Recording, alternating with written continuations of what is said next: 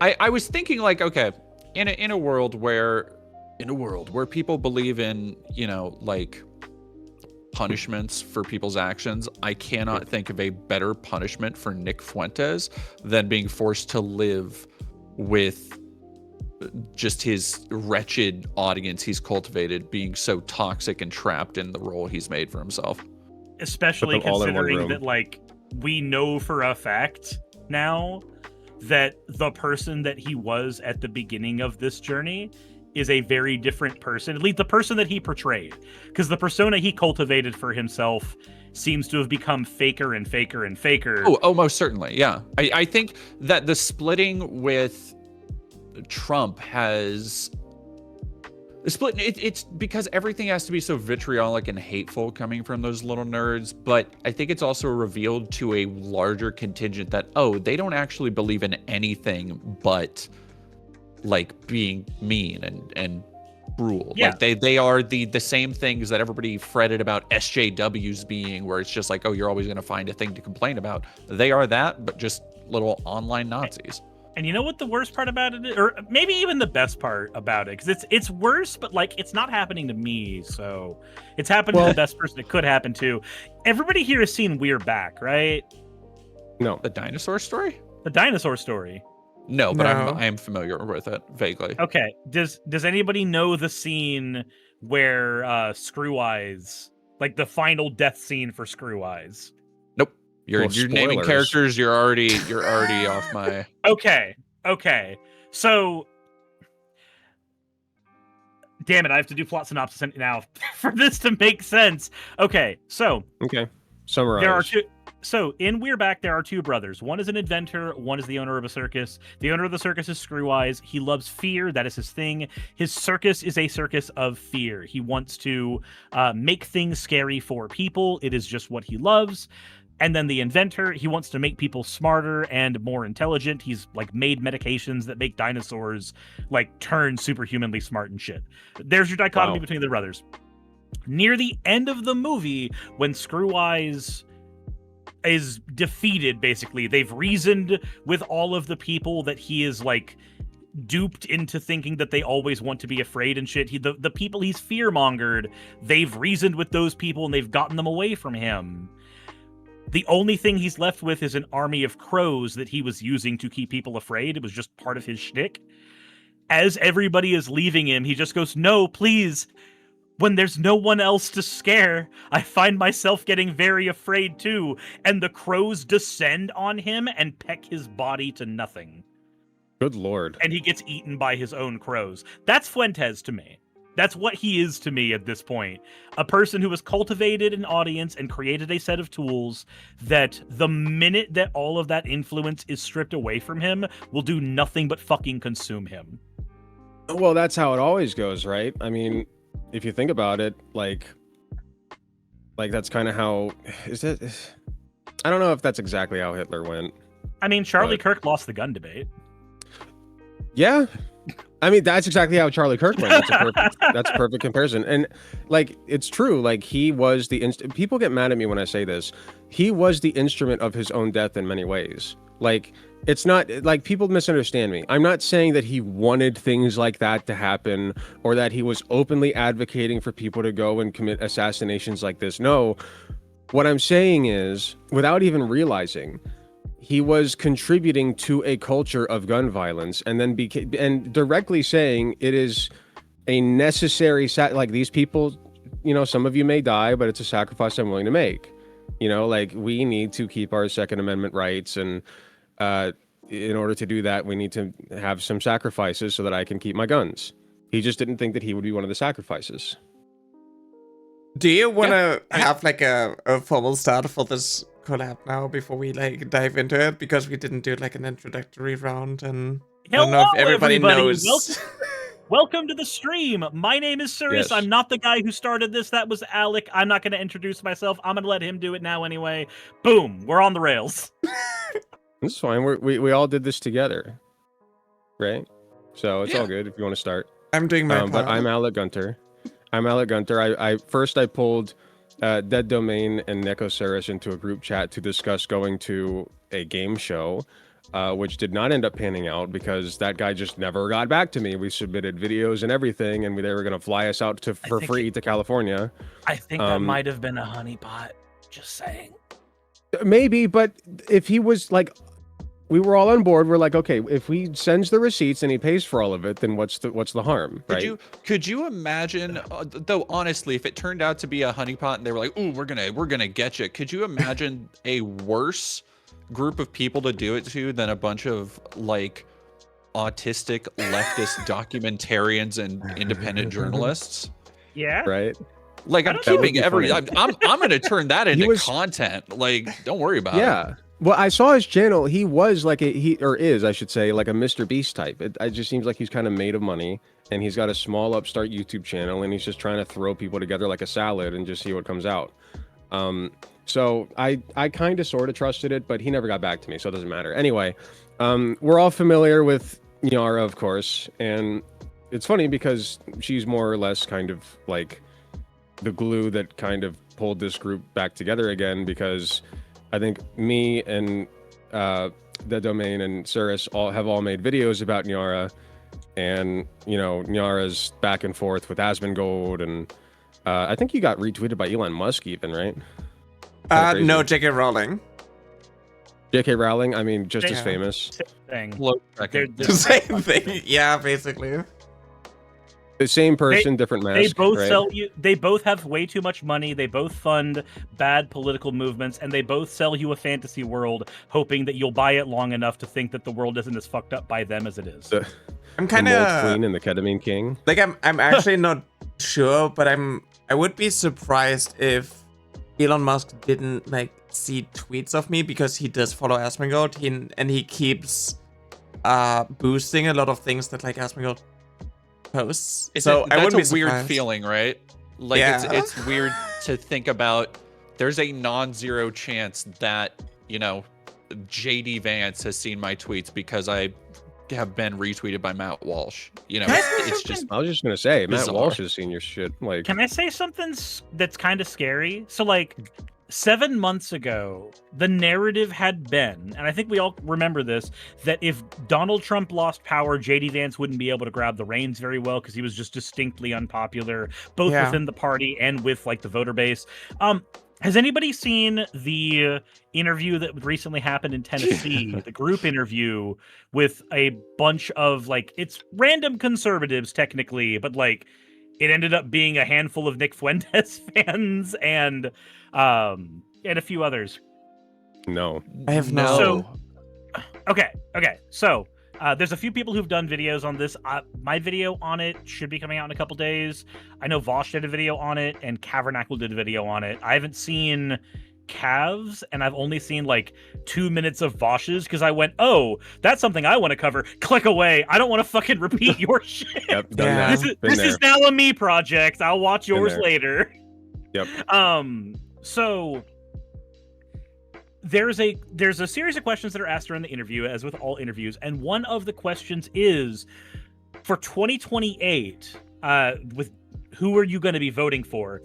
One or two of the answers were, I'm voting for Trump again. If FDR can get 4 terms, Trump can get 3. And then, with very little deviation, JD Vance, and Nick Fuentes. There was one guy named Andrew who's just a ride or die Nick Fuentes fan who's like traveled to go see him and everything. Like that dude wants like fucking Catboy dick for breakfast. That's what he needs in his life. The other ones were all just like, yeah, JD Vance. We want JD Vance. And I was flabbergasted because, again, several months ago, the narrative had been that would not work. If you wrestled the presidency away from Trump and you left it with JD Vance, he would not be able to make the same kind of headway. I think a lot of it is literally because like Charlie Kirk died and he kind of went into like the spotlight with like Turning Point USA and became one of those like podcast bros, and is also like on a Christian nationalist kind of spree. Yeah, I could see that. I could definitely see that. That sounds That sounds like a reasonable way those events could be read, and I don't have a counter to that. It's like, I mean, he's also like openly shit talking his Indian wife, and it's, I think maybe that's also why people why these white supremacists are kind of like, oh, he's just as racist as we are.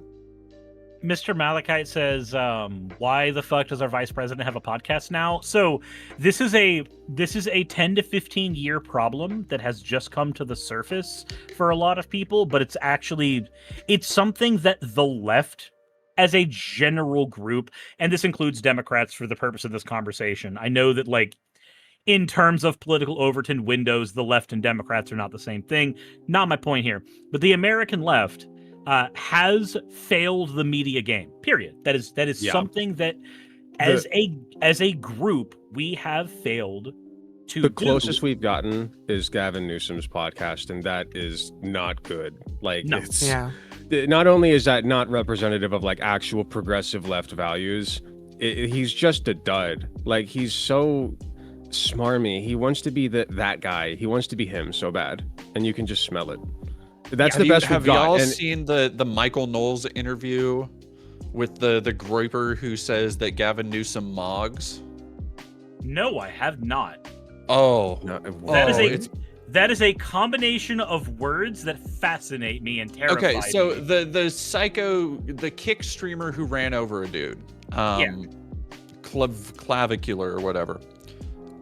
Michael Knowles got him on a podcast to sit down and ask him, it has the tenor, I haven't watched the whole thing yet, but it has very much the tenor of a older conservative trying to guide this young buck who's lost his way. Meanwhile, it is this barely sapient mouth breather talking about mogging and looks maxing, and it's fun. It's a good time, I'll say. Looks maxing is a man. Do y'all remember when trans maxing went viral for a day? No. How do you guys transmax? What is transmaxing?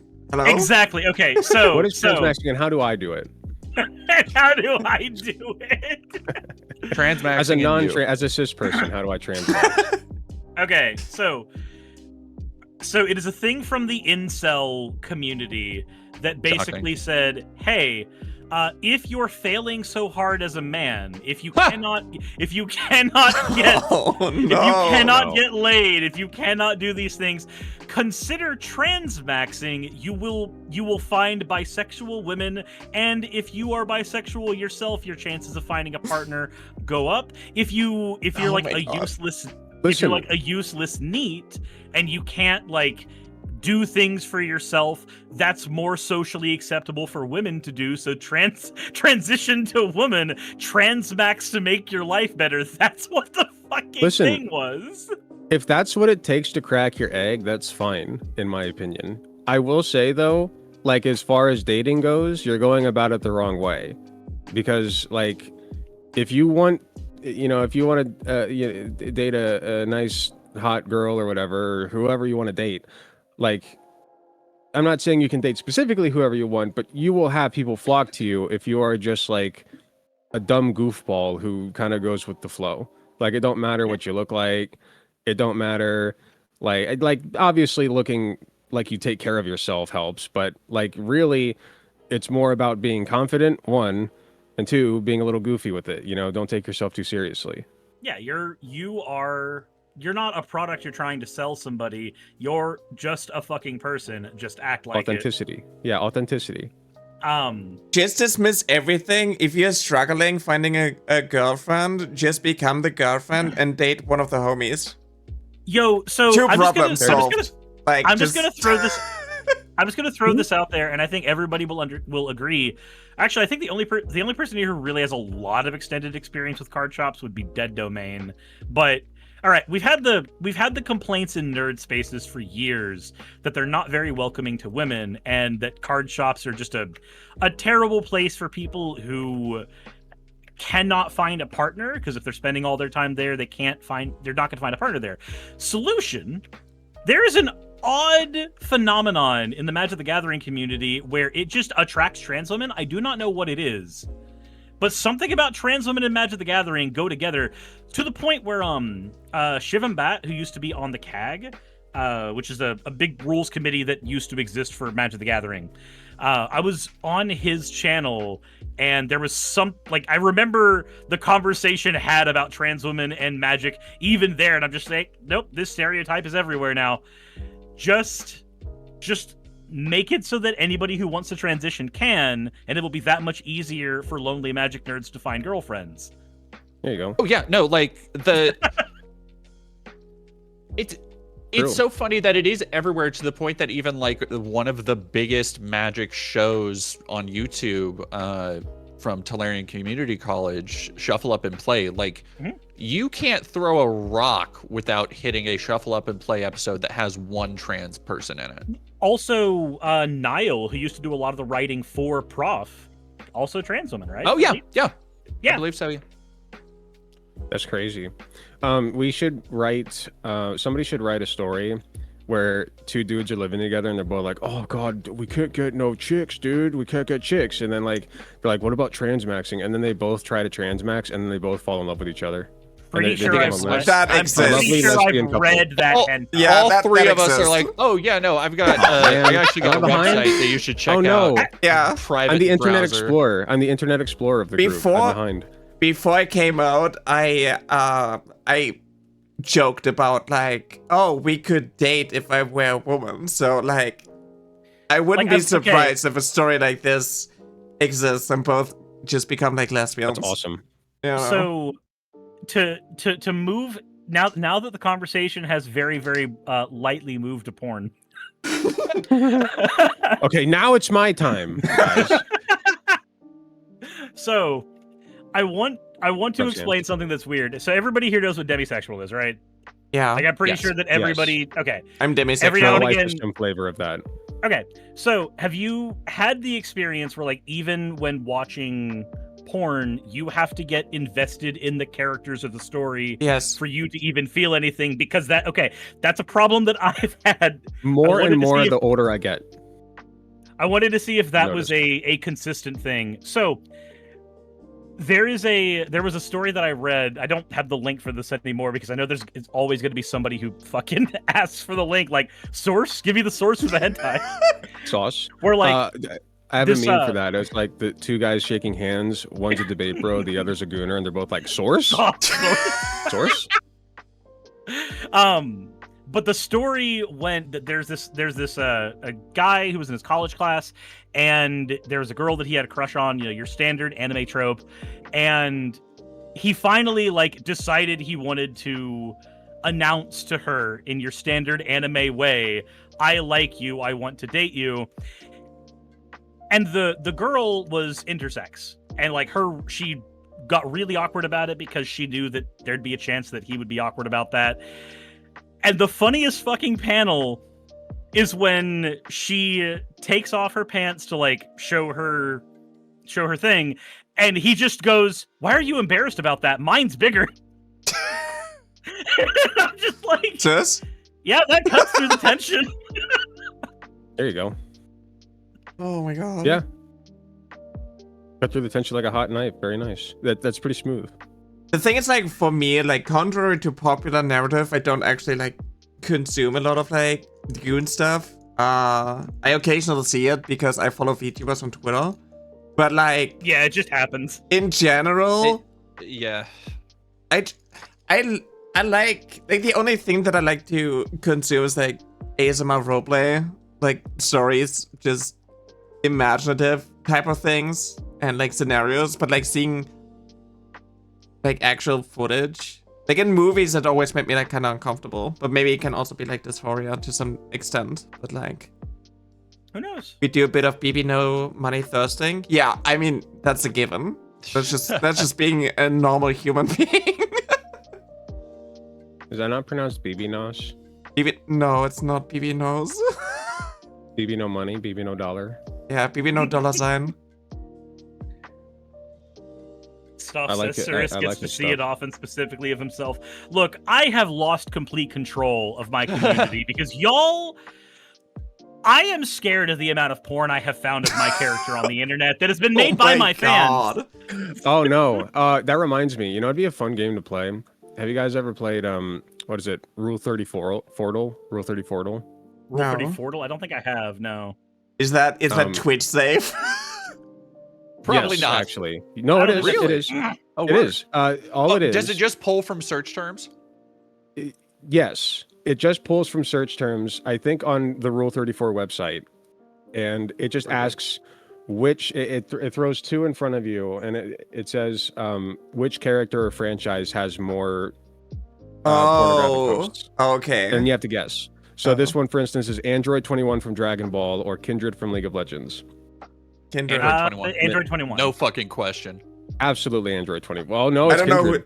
Yeah. Whoa. It's Kindred? Wow, it is. I was- It's 6,000 to 8,000. I guess it might League just players be are because, freaks, so I guess it Yeah, might be makes just sense.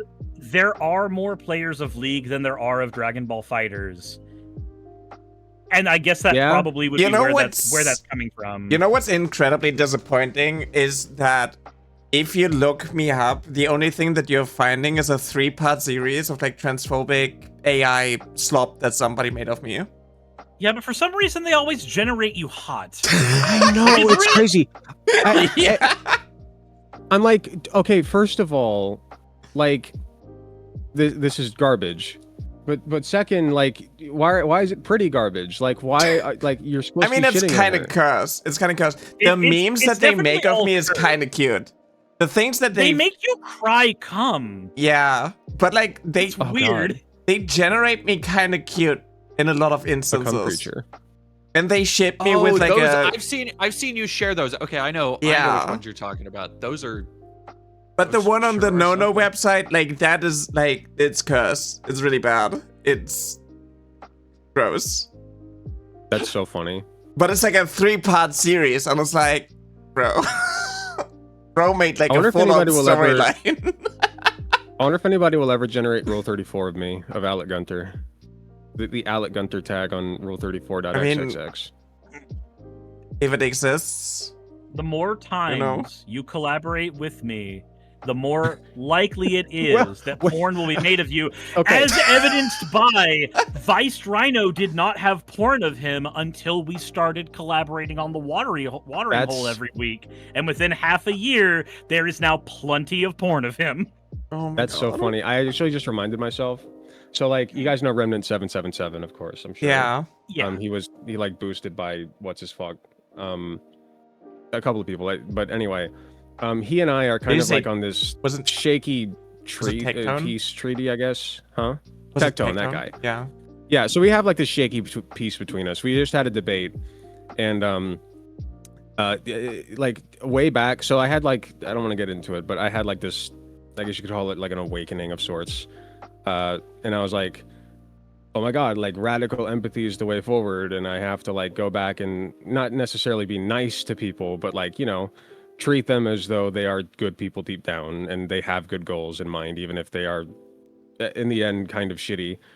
So like I got on a call with Remnant 777 just to prove a point and be like, we're not buddies or anything. We're like, we still disagree on everything. It's just like, I see Remnant's, like, no, I don't see his point. It's that I see the goodness inside of him. Like he's trying to be a good person. You know, that was my Oftentimes point. Oftentimes with a lot when of I- conservatives, they just kind of they come to the right conclusion about what a problem is, and then their solution blows dick. Yes, and my point, the reason I brought this up is because when I did that, people and I help run this server called Platinum Politics, and the people in that server started saying, so where's the Alec Gunter Remnant Yowie? When's it coming? Oh my God. Yeah, I'm like, oh boy. I got AI goonslop of me and Leaflet after the debate that we had, and it's also like some conservative grifter type of like VTuber, and it's just Yuri, and I'm like, okay, that's very interesting. I never get stuff with my friends. It's always like some weird enemies to lovers type of thing. Yeah, they're very obsessed with like it shouldn't surprise anybody that the kind of online dorks who would, you know, throw harassment and hate at leftists and whoever else are obsessed with everything being sexual. Oh yeah. But it still does, it strikes me as odd when they are putting together something that is meant to be like humiliating for you, but they're going through hours of AI generation and train. Like they're going through so much effort to create this sexual fantasy they had of something else, and then be like, see, aren't you owned by this? And I'm like, do you ever just like stop along that road and think, damn, maybe I shouldn't? I'm just AI generating porn of a person I hate. What am I doing with my life? There was a time. I'm going to put you in your there place. was a time. Type of thing. What's so funny? It's crazy. You know, like those. You know, like those boomer comics. You know, like the ones that are like wife bad and shit. Yeah. Yeah. Like there was a time when I thought that was like as, you know, I don't want to say degenerate. What was the word? Like as dumb as you get. You know what I mean? But at least they were doing art. At least they were drawing the shit. Like there was a time when you would vent your hatred and frustration for innocent people through an artistic medium, you know, and there was some soul put into it. You put a piece of yourself into that shit. And now it's just like you let the algorithm do it for you. And oh god. You know this it button? really crushes me. You know the button that Elon added to Twitter, this like edit image thing to make it like as easy as possible to harass people? Yeah. God, it's so messed up. It's so crazy. I think that like most of the usage when it comes to like AI and it's like consumer market is literally just to harass people. It's insane. Yep.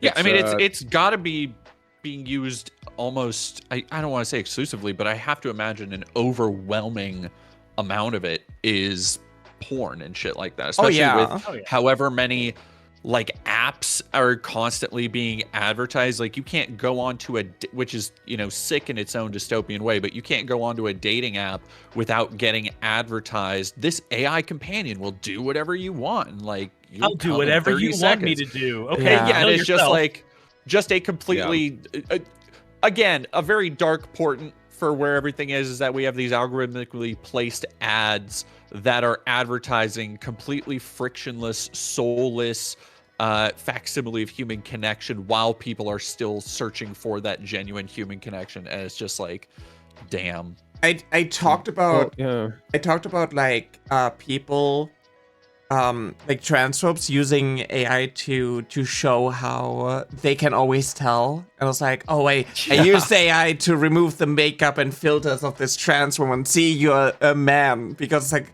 replacing the entire face and you have like a full-on beard and whatnot. And it's like you have to alter the image. That's one of my favorites, like, is when crazy. They go by the most those transphobic like standards that they hold as, you know, so important. And so they'll make AI images or whatever, but it'll be like you said, like full beard, when I've literally never been able to grow facial hair. And it's just like, I don't know who you're generating today. yeah, like keep going, I guess. This is how you look. It doesn't affect me like at all. It's completely toothless in a lot It's like of you ways. can do that with cis women too. You can take a cis woman and just slap a beard on her and she looks like a dude now. Well, also just like it shows how many of these people actually don't talk to cis women in general. Because guess what? If you've ever dated a woman with PCOS, if you've ever been with a woman with PCOS, guess what? She has facial hair. She shaves it off, but the hormonal imbalance that comes from the PCOS usually makes women have facial hair in some way, shape, or form. And it's, for a lot of women, it's a very agitating, embarrassing thing for them. But if you've dated women with PCOS, you would know it's a thing. So when you're just like, aha, normal, like, what was it? Freaking, I can't remember his actual name, but he goes by Still Gray on Ian Miles Chong. Yeah, I remember him having this whole like meltdown thread about real women don't have to shave their face. I'm just like, they do. Not just PCOS, like a lot of Hispanic women do too. I mean, like in general, facial hair is actually like a thing. It's just basically being like you should be embarrassed and like ashamed of yourself if there's like a slight hair on your, like, women aren't supposed to shave. It's also like the same when it comes to body hair in general. Like when you look at advertisements of like razors, you see that like, you know, the woman's legs are already like clean and whatnot, because the idea of a woman shaving off already is it's considered a faux pas. yeah, that's like a social stigma when it comes to like body hair and, you know, facial How dare hair. you not present yourself to me as a naked mole rat? How dare you? I'm I sorry. thought you were feminine. I thought you were a real woman. Yeah, a but real here we are. woman would be attached to Ron Stoppable forever. Yeah, exactly. That's why Kim got with him. You need to peel off the outer layer of epidermis to make sure that the hairs don't grow anymore. That's the only way to be a real woman. You gotta like there's actually surgery. You can get like laser surgery, right, and like seal off the hair follicles or something. So Kind of. you can Yeah, remove your hair through electroablation. How it works is like a needle is being inserted into like the hair follicle and the root is basically being burnt off because of like electricity, and they have to go like one by one into like the root. How laser works, it goes through the melatonin to like try to do the same, but it doesn't really work depending on like your hair. Like I had laser for a really long time. It's not Also, permanent, even if it's like labeled permanent. If you have a dark complexion, the laser removals just simply won't work. So like Hispanic trans women, Wow, that's interesting. Native American trans women, if they've got a certain amount of melanin in the skin, then the laser removal, the light is quite literally being absorbed by the skin and not going down into the follicle, because it's a thing that me and Saki have had to look into, because genetically she's Japanese, but because she's Native American, there's also enough melanin in her skin that it can cause laser removal to just not fucking take. For me, it just made my hair like reddish and blonde. Interesting. Have you guys ever been doing electrolysis for? I actually had an electrolysis appointment today, and I can speak to. It can be quite effective, and there are like noticeable differences. Yeah, That's cool. I'm glad it's working out for you. I've been It can be very procrastinating painful, with too. doing it. I wanted to do it too, but because it's just like it's such a slow process, and you have to go patch by patch and like multiple times over like similar spots, because like even if you like a burn off the root, there's still like more hair in there that are like stuck. It's basically like shark teeth, right, where like the the next layer of like teeth is already in the Sorry. Yes. it's already there. It's So- weird to explain. Somebody in chat said, people of color are immune to lasers. See, the secret. But yeah, laser hair removal, like how it kind of works is like there are 4 different phases when it comes to your hair growth cycle, and it just puts you back into like the first stage and like makes it slower, I guess, the process. Okay. But you do kind of have to do it like every 4 weeks or every 6 weeks or so. If it like even Gotcha. works for you. Like some people have good What's experiences. what's kind of wild to me is like we put such an emphasis on women like not having hair. Like Yeah. I have a wife, and in fairness, she's non-binary, but she presents as feminine. So like for all intents and purposes, she goes out in public, she's a woman. So like I like she's let her leg hair kind of just chill for a while, and I just don't care. Like So- it doesn't Yeah. matter. So a lot of Like- Western beauty expectations and standards and whatnot are really like rooted in pedophilia. Yeah, I mean, fetishization of youth is a problem for sure.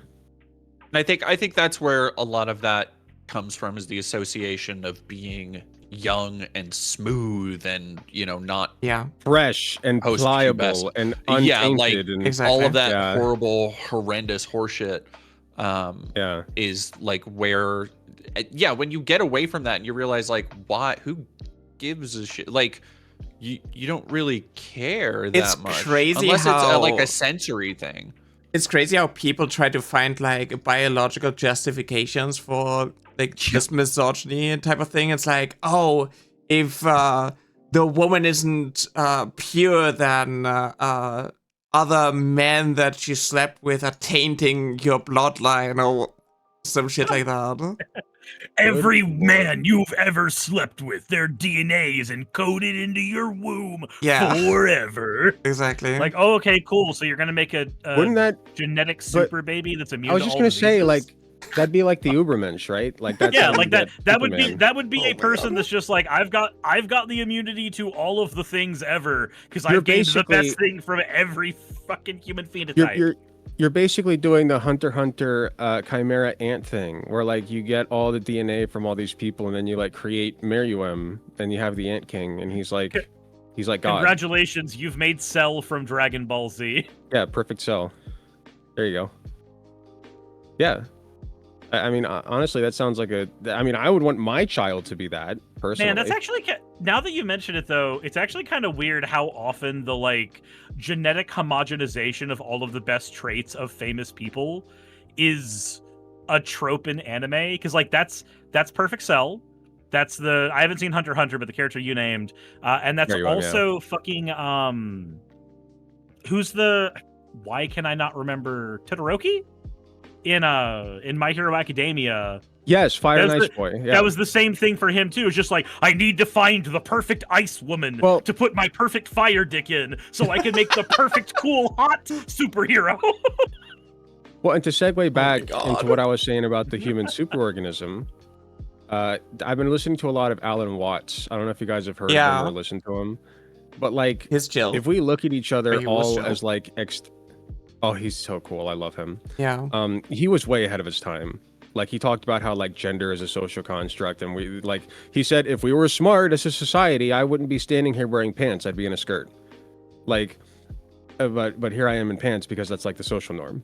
So anyway, I've been listening to him, and he's like, he studied like Zen Buddhism and all this stuff, and he talks about how like, he talks about ego death, and like how you are just an extension of the universe, and the universe is you putting on a mask. You know, it's like really trippy stuff, but like, I kind of extend this into like, we are all extensions of each other. And that's what I am kind of trying to get at people, is like, you don't need to like do that thing with Todoroki where like you literally mix people with fire and ice to get a fire ice boy. Like, you just like take somebody who has fire power, take somebody who has ice power, and make them a team, and now you basically just have them as a team where one can cool the other off. Perfect. Yes. Like, that's how, and so like, you know, in anime terms, I guess that's like how I'm trying to get people to view each other now, is like, we are all extensions of each other. I mean, I've tried to do a handful of videos where I've just argued against atomization, because that's kind of where a lot of our problems come from, is that we are, and COVID did not help with this at all, but a lot of us are isolated and atomized from one another, and especially here in the States, we do not view ourselves as a collection of people. We view ourselves as individuals with individual motivations, when a lot of our motivations, like if you pile them together, they all just kind of come down to, we don't want to be fucked with and we want to be happy. And you can work towards that way better as a group than as a single person. Who's Anthony Gramuglia? He's in my chat right now, and he's got a lot of subscribers. Oh, Anthony Hello, does video essay stuff. Hey there. Welcome in. Sorry, it just distracted me. Distracted but by yeah. big numbers. Yeah, I was like, well, I saw like the gray outline around his name. I'm like, oh, this is an important person. Troubled Tinfoil Hatter says using animes to argue against racism sounds dystopian. I don't think it does, because as human beings, we internalize a lot of media, and whenever we do any type of like viewing of other things, whenever we make a judgment call on anything, we're always comparing the thing we're judging to what we've experienced before. And one of the fastest ways for a human to gain new experiences is through media. Not everybody can go travel the world and become worldly, but everybody can pick up a book. Everybody can watch a movie. Everybody can watch an anime. I think describing a shared human experience or trope or problem through the lens of an anime is no more dystopian than explaining it through the lens of a book or a movie. It's just a piece of media that you've experienced that had an impact on you. Yeah, you'd never say the same thing about like a Shakespeare piece of work, which Shakespeare for his time was pretty crude and like crass, and I bite my thumb at you. Yeah, basically the modern day equivalent of poop jokes. Like, but we're fine using him because it's way back when and it sounds fancy. I actually really like the discussion around One Piece lately. People are talking a lot about like the politics in One Piece, and it's really good in my opinion. Yeah, politics in One Piece. I know. It's so weird. In what's weird, my pirate anti-corporation anime. This is my anime about funny pirate stretchy kid. Why are you talking about politics? That's not in the anime. No, it's not about communism. No, don't do this. No. There's not a single pronoun What is in the there. world government? What is the celestial dragon? I don't know these things. What is the best drawn punch in any animation? Punch the color off the screen for me, please. Yes. It was so good. Two best punches. I think first is against St. Charlos. Second is the one against St. Saturn. Such a good moment. I haven't seen the one against Saint Saturn because I'm in God. So Saki and I, because One Piece is as long as it is, what I want to do is just go through the whole thing and be caught up. That's what I want to do. Saki does not have the same stamina for that, so we've been bouncing to other animes. In like every time we finish a season, we bounce to another anime and then come back after a couple animes that are like 12 episodes each and then come back. It's not how I want to do it, but I understand why she wants to do it that way. Katie and I have powered through, and we're now both caught up on the manga. How many seasons does it have now? Literally, season 1's about to end at episode 1155. Yeah, that's not a joke. That's not a joke. That is real. The how many seasons show has doesn't mean anything. How many episodes it has does, though. Yeah. And Arcs. it's well over 1,000. Arcs. Yeah, so I thought it had like 40 different. or so. I thought it had like different seasons still. Like I knew that it has a ridiculous amount of episodes, but I didn't know it was just one season.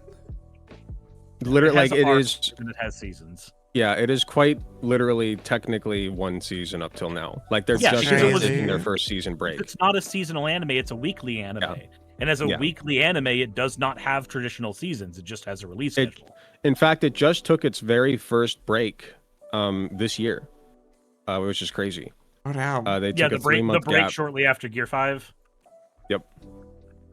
But what was that this year that they animated Gear 5? Was that really this year? I thought it was last year.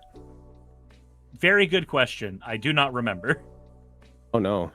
Time's going too fast. We're about to before we know it, we'll figure out what the One Piece is, and we'll all be like, I mean, you reached 30 now, right? You reached 30 now, so now you go by decades. Gear 5 was last year.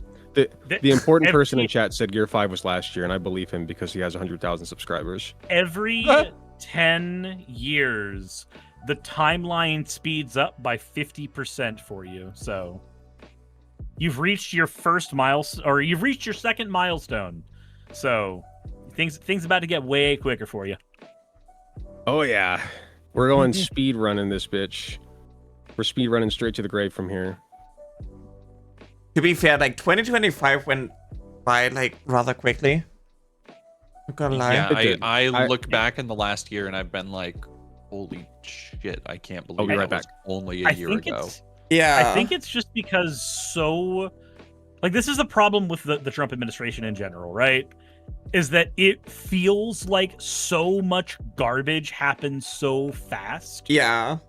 And to be It's fair, nonstop. like It's all the time.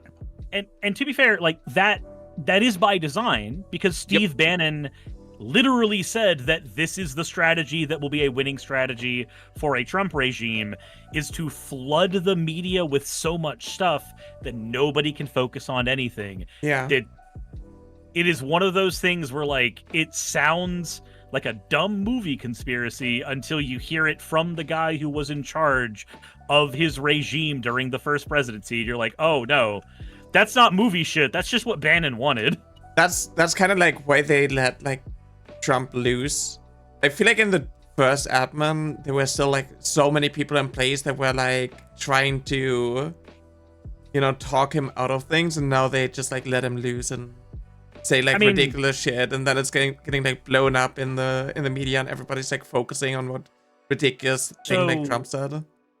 Project 2025 explicitly says, and I know this is before page 170, because page 170 is when I stopped actually reading it and started skimming. Project 2025. Oh, damn, right when it was getting good, too. Yeah, fucking. I tried to do a series where I went through all, like, I read through all of it, and I got I got almost 200 pages in and just went, I can't do this.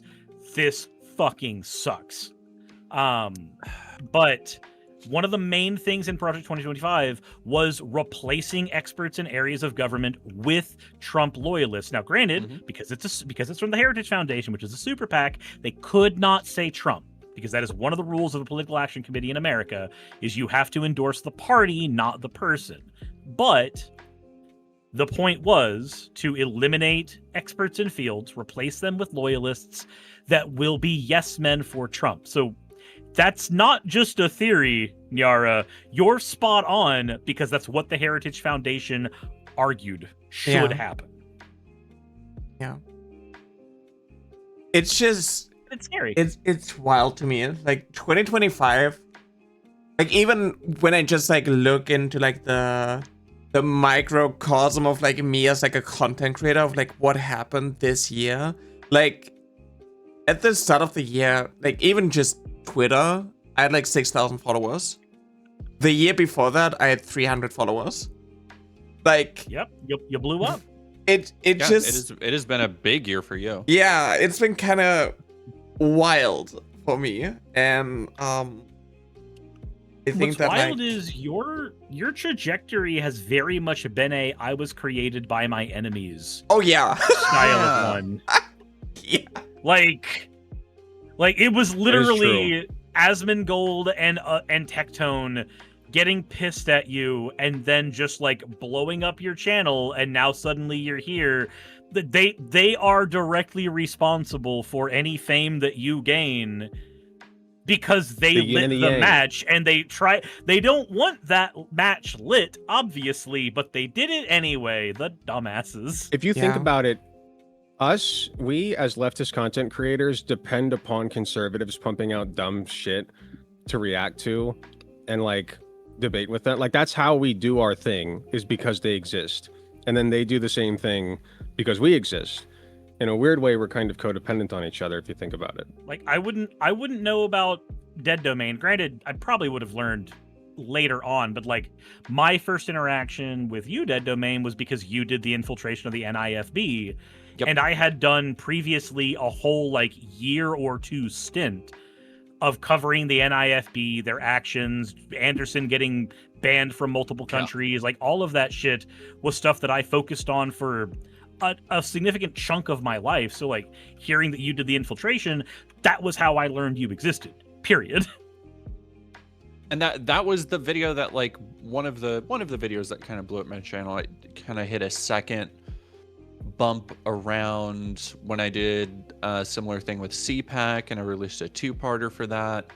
And then, you know, some of the other the annoying thing of kind of spreading myself so thin over so many different subjects is that I never can tell always what will blow up, because I've done, you know, these intensely detailed deep dives and investigative pieces and documentaries, And some of them will blow up. Some of them I'll put just as much effort into, and they will do nothing and get, limited ads and all this stuff. And then likewise, sometimes I will do like a movie review that will just get in my top 10, like basically overnight. There's really no accounting for the YouTube algorithm, and I kind of feel like it's been the worst it's been for like the last year or so. Do you feel like, or does everybody here feel like leftist creators aren't being pushed by YouTube as much? Oh, yeah. For sure. Like, I know that, Well, yeah. obviously Twitter doesn't really boost a lot of, leftists anymore, but, YouTube is also just, rewarding a lot of, the conservatives. Well, the funny thing is, it kind of is pushing us, if you think about it, because it's pushing Asmongold. So, by proxy, who the fuck does what does Asmongold have if not us? You know what I mean? He reacts to Nyara, you a lot. I believe he reacted at least to Dead Domain once, right? Yep. Yeah. And Hassan, of course. So, like I said, they kind of are pushing us if you think about it. Yeah, but it's more of an indirect thing that people know of me, but they don't watch me in particular in that sense. Yeah, it's just funny to me because by necessity they end up getting our names out there anyway, even if it's just for people to shit on us. I think that's funny. I think it's ironic. I think it's kind of it's wild how things happen, because I used to just yap about me being trans and whatnot. I had my set on TikTok, and I had a lot of horny type of TikToks and content and whatnot, and then I got a little bit more vocal and started uploading long form videos, uploading actual segments, and I had. It all kind of started at the year with last year, with Rev Says Dezu coming out of me, starting drama with me, being oh my god, these trans creators that are going full mask off because I acknowledge the existence of trans kids or whatnot. And at the start of the year in January, I made a thumbnail that was very on the nose and being about the leave kids alone, and then my model being no, because the video was about how I was a trans kid and how I had to deal with it alone, and how I struggled, and why I care about and now wanting more education you and want whatnot. to chop wee-wees off little trans girls. Yeah, there's of a course. great so I actually asked somebody, not anybody specific, I just put this idea out there and somebody actually drew it.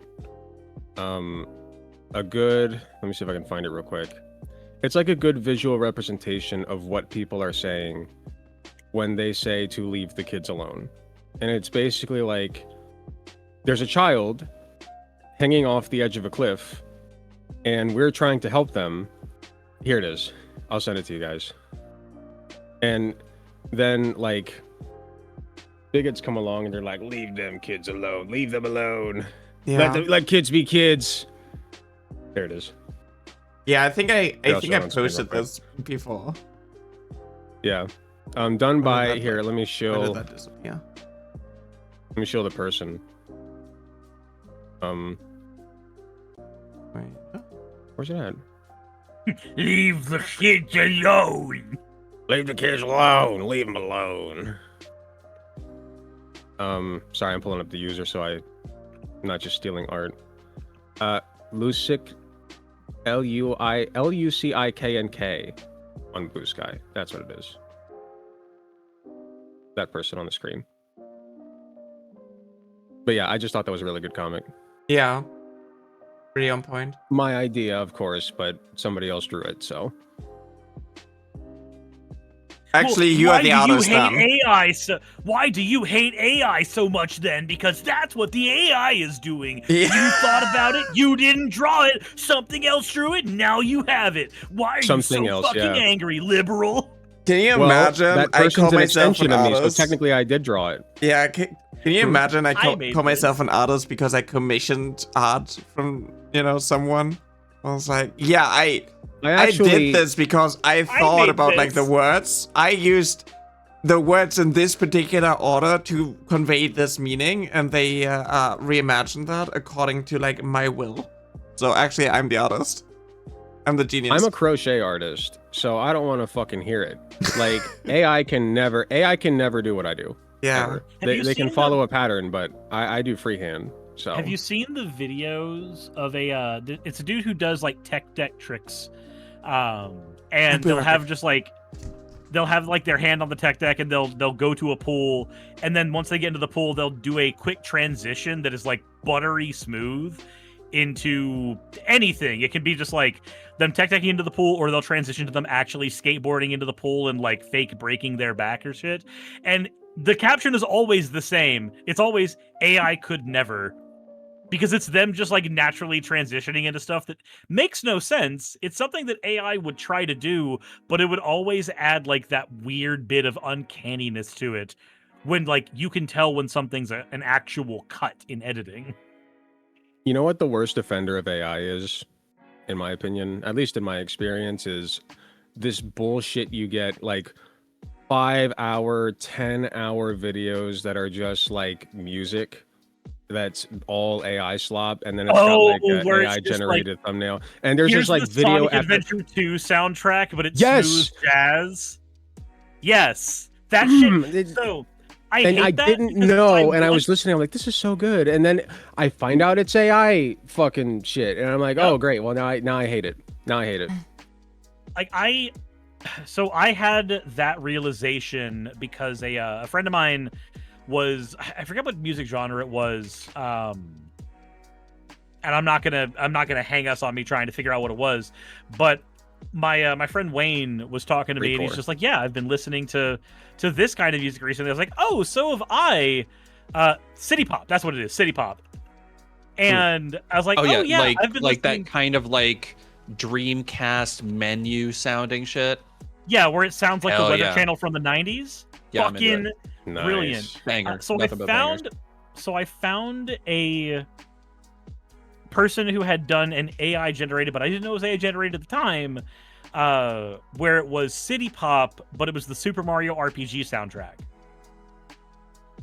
Mario RPG is in my top 3 RPGs of all time, and its soundtrack is something that I've listened to on repeat, just normal. So I listened to that for weeks, threw it at Wayne. He's like, oh yeah, this thing's AI shit. I'm like, what? Oh god fucking damn it. There's this TikTok song that's like, I think it's like called Run or something, that like blew up and you hear it everywhere, like constantly. And it's just like an AI song. And it's like, if you think about it, like when I'm listening to Spotify, yes, I still use Spotify. And I just have like the song radio, and I just listen to it as like background music. And at some point it's like, yeah, I really like this song, and then I check it out, and it's just like some AI band.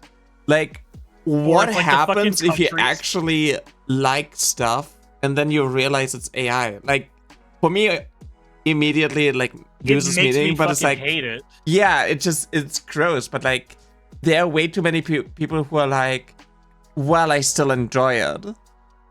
And I think that because you like normalizes jingling it. keys. You like jingling It keys. is the idea of like, you are, the things that you are enjoying and detecting is everything that we've, through every aspect of society, we've been brought up to believe that when you're interacting with a piece of art, it is some kind of relationship between you and some artist out there, where they have like passively, through all of their experiences, has brought them to creating this art, and through cultural exchange, you are now getting to take part in it. So when you have a moment, exactly, where you are sitting and you're listening, and you know, like, and this is why there's such heavy emphasis on emotion and the importance of human emotion in music, especially when you have things like R&B or jazz. You know, when you listen to old blues singers talk about, you know, heartbreak or losing their woman or going broke on gambling debt or whatever, you feel the tangible human connection to the art. Now, if I were to have you listen to something, you go, okay, yes, this, in your mind, you are saying, yes, this is assimilating enough of what I know from the human artistic experience that I feel, okay, emphasizing with this or empathizing with this. And then if you, it's pulling the rug out where you're like, aha, I tricked you. And because that's what it is. It is saying, you think you were listening to something with actual human value and input, but it was actually just a collection of sounds randomly, well, not randomly, but strung together based on patterns. I have played you for a fool. You know, it is stealing your nose from you. I think that you're on the right track, but I don't even think you go far enough. I think that it's black magic. I think that you are taking... No, I'm not kidding. Like, you think I'm kidding. You are taking the soul fragments of dead people and alive people, and you are mashing them up into a fine paste. And then you are... You ever seen the SpongeBob Great Krabby Patty machine? Yeah. That turns out Krabby Patties and spray? Yeah. That's what you're doing. You're grinding it up into a fine paste and spitting out some bullshit that looks like something they would make. But they're like, it's not from them, and sometimes they're dead. The thing that was just going necromancy around about the old lady who has dementia, and so they gave her an AI picture of her with Ozzy Osbourne because she was a big Osbourne fan, and it's like it's just gaslighting people. That's fucking exactly. It's so fucked up. It's insane. It is human transmutation from Full Metal Alchemist. You are doing human transmutation when you do AI generative bullshit. And that's why I'm not even kidding. This is why people are driven to suicide by chatbots. You are doing black magic. It is forbidden arts. You shouldn't do it. I think there's why AI psychosis is a thing. Oh yeah. Yes. Well, I've been working for the last, because I put out a big video, and I want to make more videos like it on nostalgia this last summer.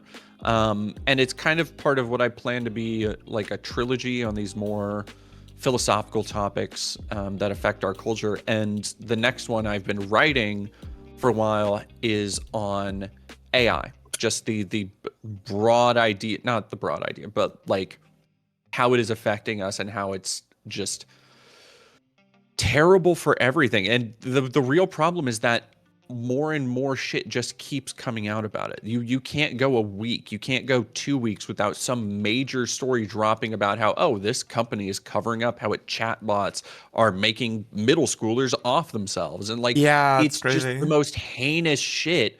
And there's no oversight and no seeming end to it. But the kind of... And no regulations. It's crazy. Yeah.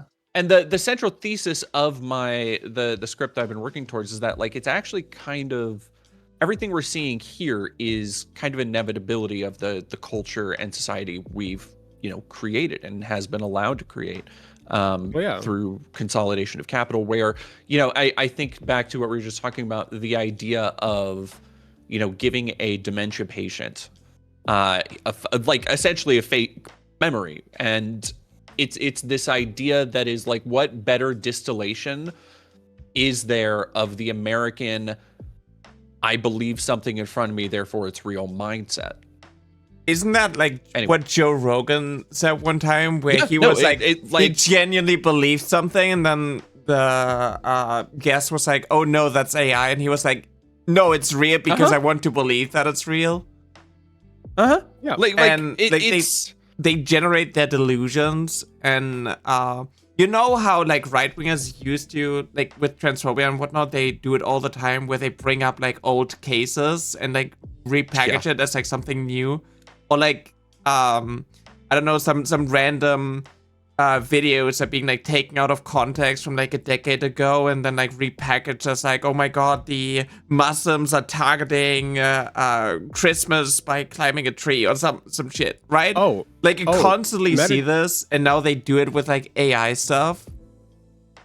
Metatron straight up fell for it was so funny. I was reacting to Metatron, and he fell for an AI generated picture of like a bunch of Muslims like praying to Mecca in the street.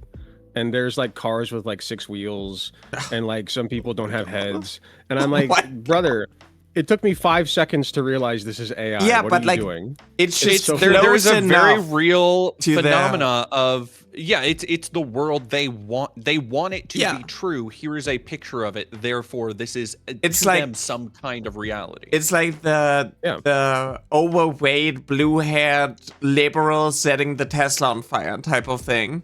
They're all of the pictures they have, like they're still doing the same like SJW caricature stereotypes from 10 years ago, Yeah. but it's never actually existed, so they all have to be AI generated. It's so funny.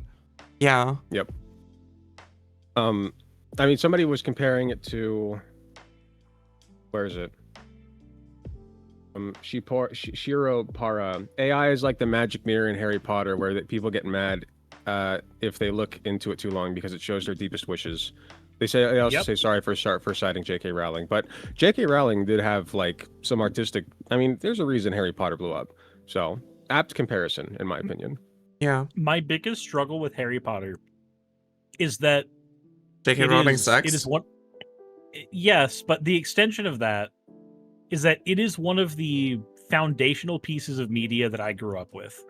Same. Yeah. It was one of the book series that like taught me to love reading. I liked reading before, but it was one of the first I feel like times- we're all in a similar like age quadrant for same here. Yeah. where like it felt the phenomenon of seeing a piece of media grow up with me was what I got from Harry Potter. And it to the point where when I played Pokemon Black and White, seeing that a more adult story had been put in a Pokemon game, I got that similar feeling of like, this is something growing up with me. I like this. And I think I like that idea because of stuff like Harry Potter.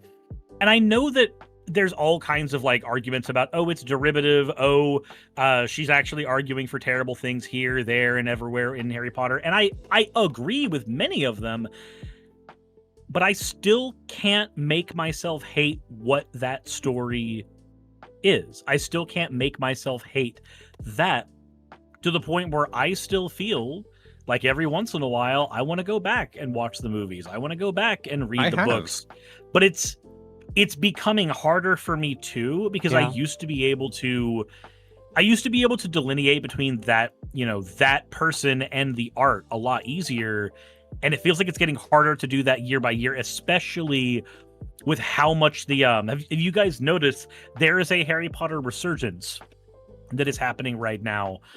With the skin in Fortnite as well. Oh yeah, so I own Hogwarts skin, Legacy now. I own it because it was free. Because of the Epic Game Store. Yeah.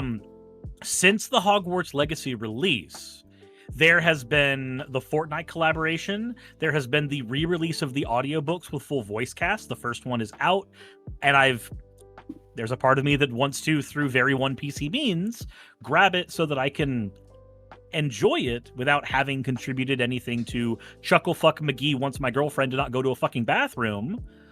And then we're getting the HBO re-release of the Harry Potter series, which is going to be, I don't know if it's going to be good or not, but I know that J.K. Rowling was pissed that we had a black Snape, so neat.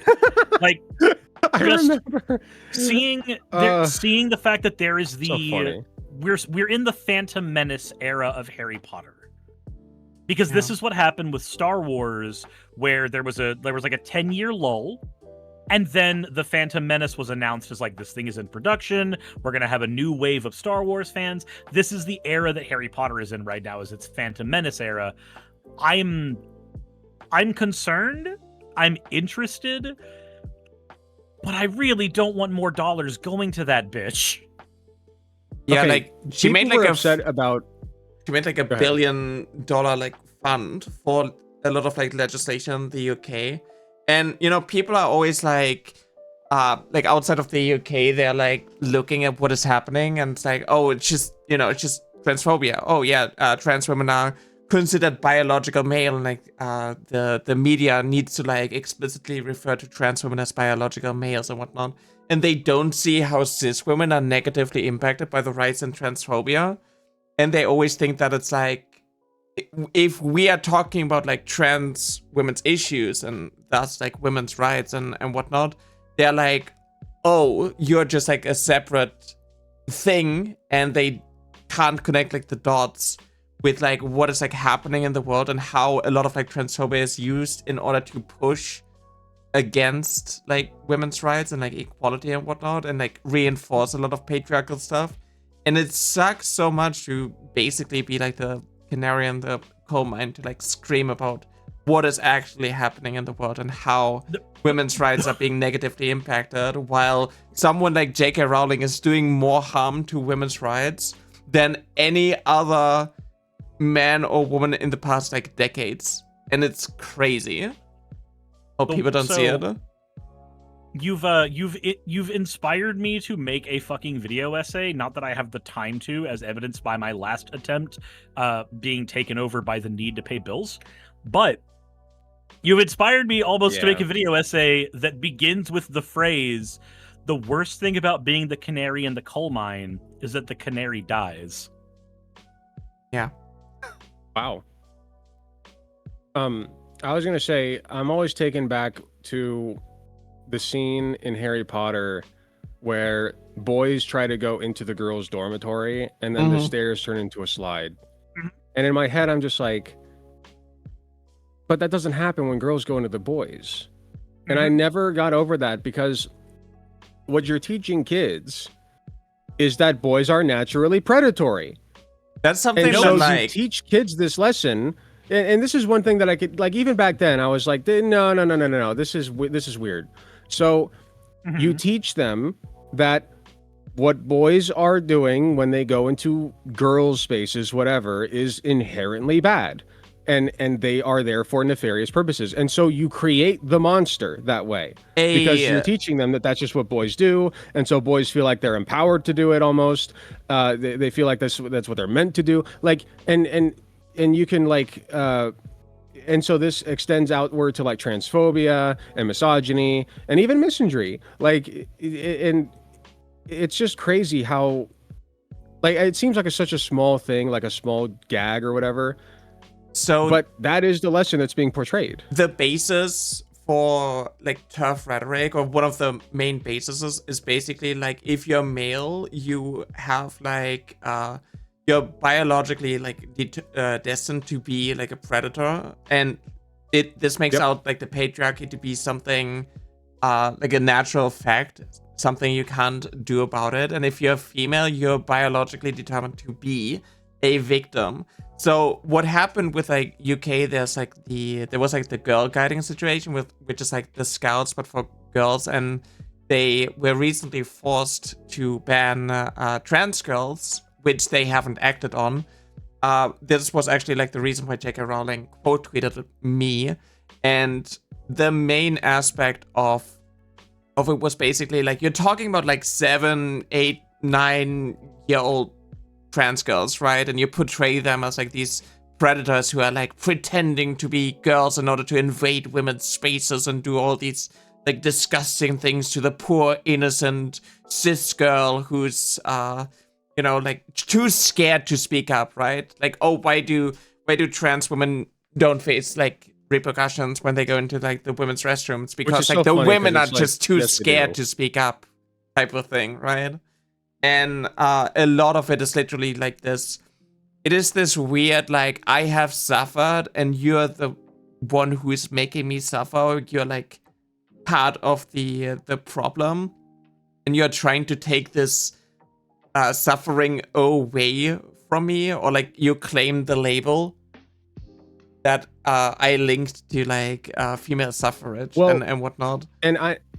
And I've been like, the more I think about it, like the TERF brain, the more I kind of delve into that. They are just like, they need therapy, because what it is a lot of times it is simply a deep-seated fear of men, and it's not a healthy one, because what you look at not the way all that they men, talk, right? Huh? Yeah. Not all men. No, the men who are also transphobic, they'll try to turn it around fine. on us. Right? And they'll try to turn it around on us and be like, well, what are you arguing? That like that women don't deserve access to safe spaces away from men? And I'm like, well, no. But like, if you're in the presence of a man and that man is not hurting you, but you are nonetheless like scared of that man, that's a problem, right? It is like, crazy. It is insane to me that like TERFs are more okay with, abusive men invading women's spaces because they think that there's like a trans woman inside and they go in there to like harass women, or to have like men check the genitalia of like random women to make sure that only the real women, like they're okay with this. They are literally okay with this instead of just like allowing trans women without issues to go into the women's restrooms. Do you think men, when they like follow who they think are trans women in the bathrooms, they got like the Shrek 2 "I Need a Hero" playing in their head? You know, they're like, I'm gonna be the one. I'm gonna be the guy who goes and manhandles this man dressed as a woman. I need a strong man to make sure there are no trans women peeing next to me in the stall. Me, the big strong man, I am now going to enter the women's restroom because I think that a different big strong man entered the women's restroom and he's not allowed to be in there, quote unquote he. So now I'm going in there. You gotta protect. That makes a lot of sense, man. You gotta be a man who invades women's spaces to protect women from men invading women's spaces. Exactly. You must become the enemy. Yeah, exactly. In order to defeat them. That's what Attack on Titan taught me. Yeah, and then people like J.K. Rowling and whatnot endorse like taking pictures of random women in women's restrooms, like stalking and harassing them.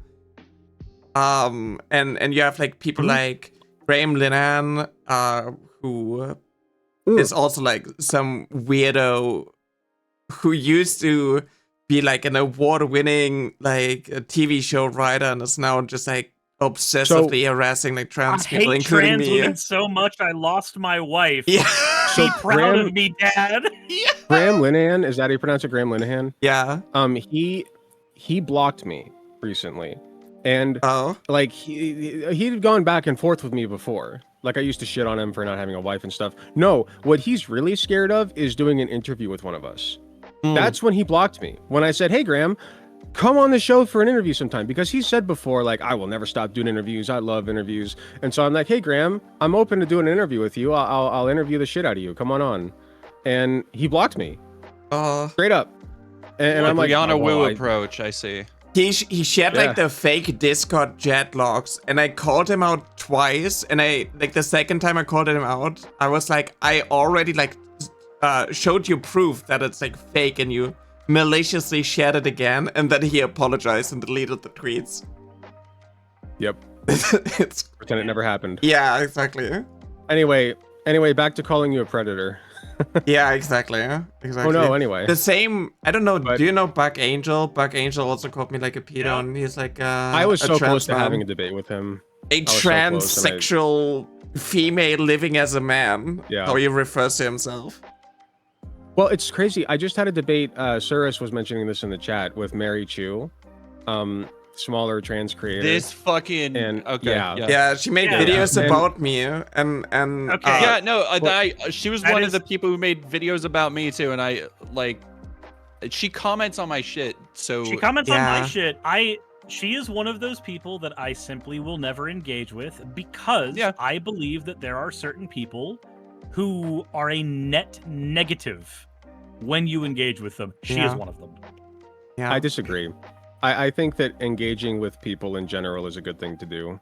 It doesn't I believe platforming a smaller creator means that I have a responsibility to use my platform in a way that does not signal boost a person who will create a world that will harm my fucking girlfriend. That's where I'm from. No, I see where you're coming from. I just know that like I got misgendered and invalidated, and because like I'm not a real woman because I refer to my boobs as booba, as like a joke in one of the clips, and like no real woman ever said that apparently, and it's like as a VTuber I constantly hear my cis girlfriends talk about that, so it's I don't know, it's so weird. I think we're kind of past the point of we can't platform this person or we can't platform that person. The Mary Chu, as I see it, is never going to be like on the level of Blair White. Like it's possible, but Blair White already exists, and all of her ideas are the exact same as the Mary Chu's. So may I give you a counter example? Sure. Nyara. What you mean? My counterexample for I think we're past the point of the platforming creating the larger creator that can create problem. My counterexample for that is sitting with us in this chat right now. I had I'm the somebody problem. from. Well, first of all, I thought my discussion with the Mary Chew, right, or a debate or whatever you want to call it, was productive because we got to the bottom of what. Because again, I don't think that the Mary Chew just like shits on trans people for the hell of it. I think that she has some deep-seated insecurities, internalized transphobia. Internalized transphobia. Like this is like she is a deeply hurt person in my opinion, and she and so I got to the bottom of like, okay, she just wants cis women to be able to feel safe, I guess, right? Like that's what she really believes she's doing. And so once you get down to that, and I start asking questions, like I asked her a question, okay, what if you have a sex offender who is a cis woman who does sexual things to other cis women against their will? Should that person be allowed in the women's restroom? And she couldn't answer. She was like, well, we're not talking about that. And I'm like, no, we are talking about that because the whole point here is that you want to protect cis women. Space. Right, create a safer space. And I actually had one person come to my DMs and say, hey, listen, like I'm a fan of Mary Chew, but you were making some good points. You know, like I the first time I saw you guys interact, I didn't like you. But now you've really made me sit down and reconsider a lot of this stuff. Okay. So like, my argument is not that you cannot find anything productive in so. That is not my argument. My argument is that there is always going to be a world where by platforming a person who has very, very caustic views, you amplify that person's platform. And through amplifying their platform, you help grow their base. Now, granted, in this situation, you made headway. And again, my reason for not covering Mary is entirely personal. So there is that as well. My simple argument is that to say that we are past the point of responsible platforming is to ignore the actual evidence of platforming changing the opinion on people in general. Because JD Vance going on Turning Point USA directly changes the way that people view him in conservative spaces, because he was also a joke in conservative spaces, and then suddenly he was TP USA's big boy. I think there's nuance there, obviously. There's not the do not bring person on show because you can end up causing that person to get more famous. Like, obviously there's nuance. Yeah. But I think that trying to say that we are past the world of responsible platforming, I think that's I don't think that's like for me personally, it's just like I address a lot of like why a lot of trans people with internalized transphobia have issues with me. I kind of like I address the points in general and like the issues, but I don't see anything gained from like reacting to a video of like somebody just like having like a lot of these like issues that I already like talk about anyway. So it's just like for me personally, I don't think I gain anything from it. I'll posit a comment that I got from somebody in Platinum Politics when I was arguing in favor of money abolition. Feel however you want about that. But the point is, I was arguing for something this person disagreed with, and their reply was, like, this person and another person were talking about me, and I saw this, and so I was just like kind of peeking in, like, ooh, what are they saying? And this person was like, well, I don't agree with Alec Gunter, but I will say he's growing on me as a person. And so, in my opinion, right, that is the important part. Okay, I am trying to make and I know this sounds conceited, just bear with me. I am trying to make myself as likable of a person as possible to as many people as possible. I feel like in a world that's like so divided, I think that like having some common ground, like it's difficult to find, but if you're managing to like build this, like it can you don't need common ground. That's the magic part. You don't need it. What you need is, like I said earlier, confidence and to be a little bit of a goofball.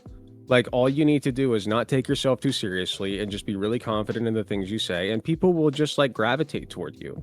Like, and once they start to gravitate toward you, even if they disagree with you, they'll start to be they'll listen to you more. They'll be influenced by you more. And so even if you take somebody with like a tiny audience, like, you know, I'm not sure what, we'll just say Mary chooses like similar to mine. I don't know. But like, I don't see it as me like boosting her because like the people who watch me are now going to know about her. I see it as her boosting me because now anybody who's in her audience, like the Is person going to be who DM'd introduced me, to you. they're going to be introduced to me. And as long as I think I'm a pretty likable person. So as long as I present myself that way, and an entertaining person as well, you know, it's the Joe Rogan strategy. This is Joe Rogan's strategy. Like, he's an entertaining, likable, confident, dumb person. And people like entertaining, confident, dumb people.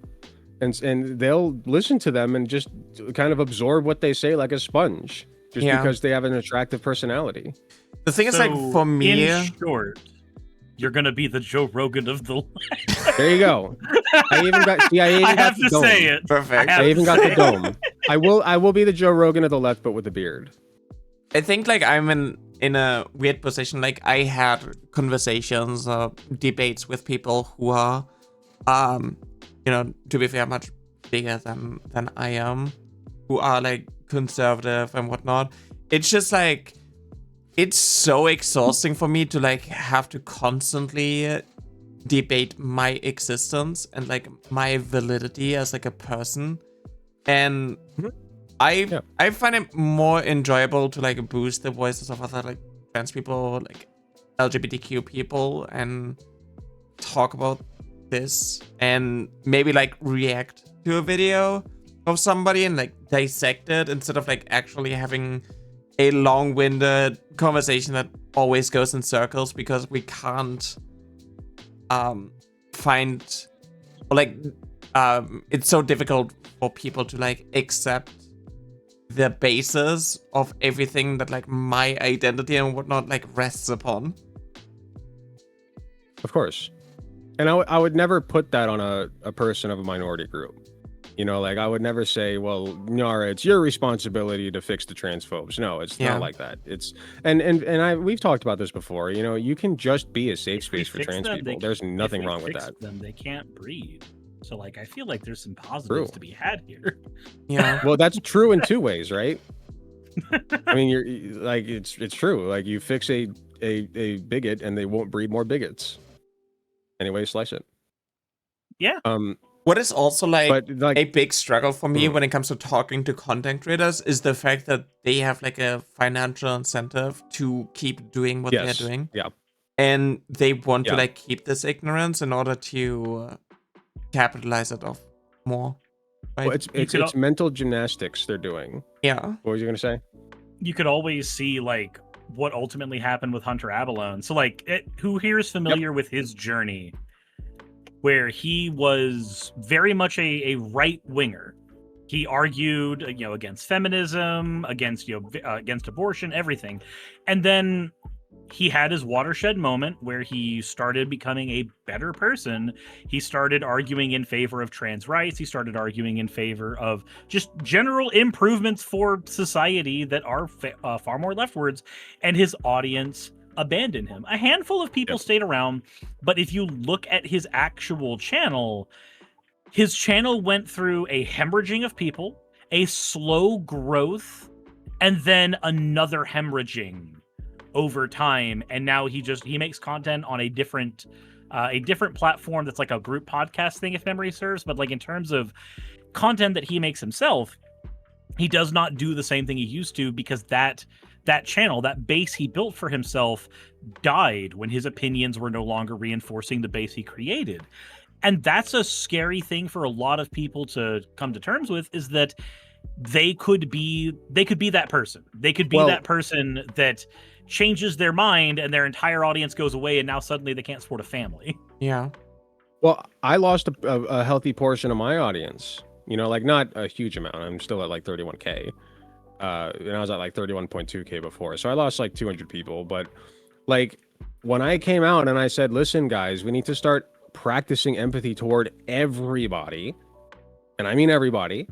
You know, like, and when I say that, what I mean is understand where they're coming from, because they don't think they're the evil guy twiddling their fingers and twirling the mustache, okay? They don't see themselves that way. They see themselves as the hero, okay? So we need to start analyzing their headspace like in that fashion in order to be able to more effectively combat them. And a lot of people took this as me saying, oh, you're just saying we have to be nice to bigots and racists and transphobes. Alec Gunter's going soft, blah, blah, blah. And I'm like, I'm sorry. Like, I don't care. There's the door, you know? There are some people who are soft. It's about being effective. Yeah. Yes. I mean, and I think Hunter Avalon is a rare example of somebody who was able to overcome that in a pretty massive way. But I agree that like the money spigot needs to be turned off for a lot of these idiots. Like somebody like Matt Walsh, you're never going to change him as long as he has the money spigot on. Well, especially because like the money spigot for him is to the tune of tens of millions of dollars. Because we saw with the Steven Crowder situation what a Daily Wire yearly contract looks like, and it looks like $50 million. And that was considered, for Steven Crowder, he thought that was a low ball compared to what Candace and Walsh were getting. Yep. Yeah. But the thing is, he's not just in it for the money. In his mind, he's doing the right thing. But you're never going to untangle that as long as that money spigot's on, because that's got his, I call it like a brain knot. That brain knot is tight because of that money. It's like a glue that holds it together. Yeah, I think that like morals and ethics, like they don't play a role when you just involve this amount of like money. That's one of the reasons why. It's one of the reasons why when somebody goes like, if I were a billionaire, I would do this helpful thing. Like, no, you wouldn't, because you wouldn't be a billionaire if you had those empathy centers, those mirror neurons doing what they're supposed to do. You would naturally not be able to become one. Yeah. I mean, yeah, like you just wouldn't take advantage of people to the point that you could become a billionaire. Like, Exactly. It's a self-defeating scenario. Like, if you set out to become a billionaire, the path that you take will dictate that once you are a billionaire, like it's making a deal with the devil, you know? Once you're a billionaire, you're not going to want to do that shit because the path it takes to get there is so self-defeating, and you have to like surrender. You have to sell your soul. You have to sell your soul. The bottom line. So like in the process of selling your soul, you will, at the end of it, you will not want to help humanity. I think it's funny that even in fiction, the only times that you see the multi-billionaire become like the hero of the story, or at least become a good person by comparison in a story, you've got like Tony Stark, life-altering thing happened that fucked him up hard. You've got Bruce Wayne literally inherited most of that wealth. He got fucked up early on. Traumatizing thing happened. Or you get like from Yu-Gi-Oh, you get like Seto Kaiba, who objectively did a lot of good in that story because he dismantled a fucking war profiteering company and turned it into a gaming company that made shit that people actually wanted. But even then, it was an inheritance thing.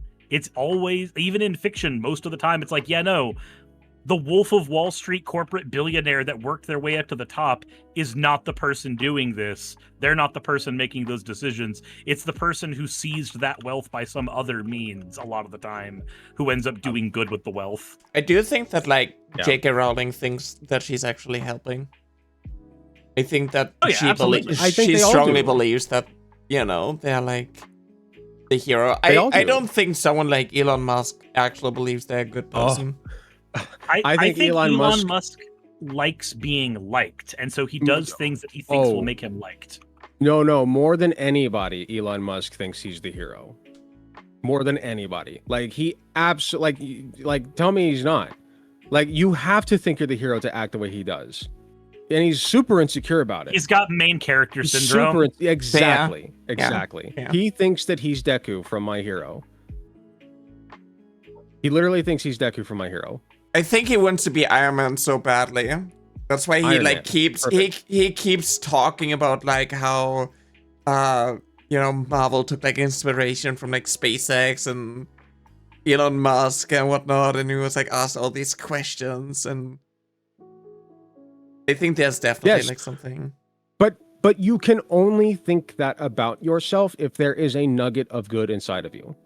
And I know that it like this is a big pill to swallow, but like there has to be a nugget of good inside of Elon Musk for him to even pretend to act like he's the hero. He's the hero. I don't know. I can understand that there is a nugget of good inside someone, but my contrast to that would be if I handed you a giant thing of meat that you needed to sustain yourself on for a year, but 0.1% of that meat, somewhere in that meat, was a cyanide tablet that you would not be able to tell when you ate it.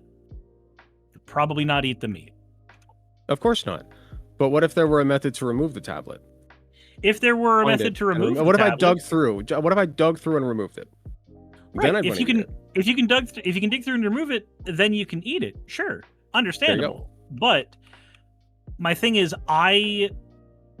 if just a tiny chance that something can be that caustic, that detrimental to me is enough to prevent me from doing that, the converse being true, where Elon has the tiny nugget of good and then a wealth of evil, like an indescribable wealth of evil on top of that. I genuinely good enough reason for me to not. I genuinely don't believe that Elon Musk could do anything. Same with like J.K. Rowling, they could do anything to like redeem themselves. Well, it's not about redemption, right? Like, I used to be a conservative. I took a very similar route to what Hunter Avalon did, except I wasn't an influencer when I became a leftist. I started out in my influencing career as a leftist, but I used to be conservative. And so it's not about redemption so much as it is about if Elon Musk were to turn tail and be a good guy, whatever, tomorrow, there's no amount of making up for it that he could do. You know what I mean? Like, he can't like redeem himself in that capacity. I think it's less about redemption and more about harm reduction. Yeah, well, and not even just harm reduction, but imagine Elon Musk actually being a benefit to society. You know what I mean? Like, this is how rehabilitation works. This is what leftism's all about, is like taking people who are fundamentally good deep down, but they're just flawed enough that they are not, they're hurting more than they're helping, right? And it's not about like this person redeeming themselves or punishing them enough or anything like that. It's just taking this person and turning them into a positive force, even if just a little bit. That's what I think it's about. So like, to go back to the meat example, like, I want to like treat that meat as though it's the only food you are going to get. Mm-hmm. You are going to find a way to remove that cyanide tablet. You will find a way. And that's how I want to treat people like that. Yeah, I just think that like think somebody there's there's a level to it. So this is something I've had to come up with or kind of confront and talk about in the piece I'm doing on Destiny, because a large portion of Destiny's audience and popularity was gained through specifically platforming people like Sargon of Akkad, Nick Fuentes.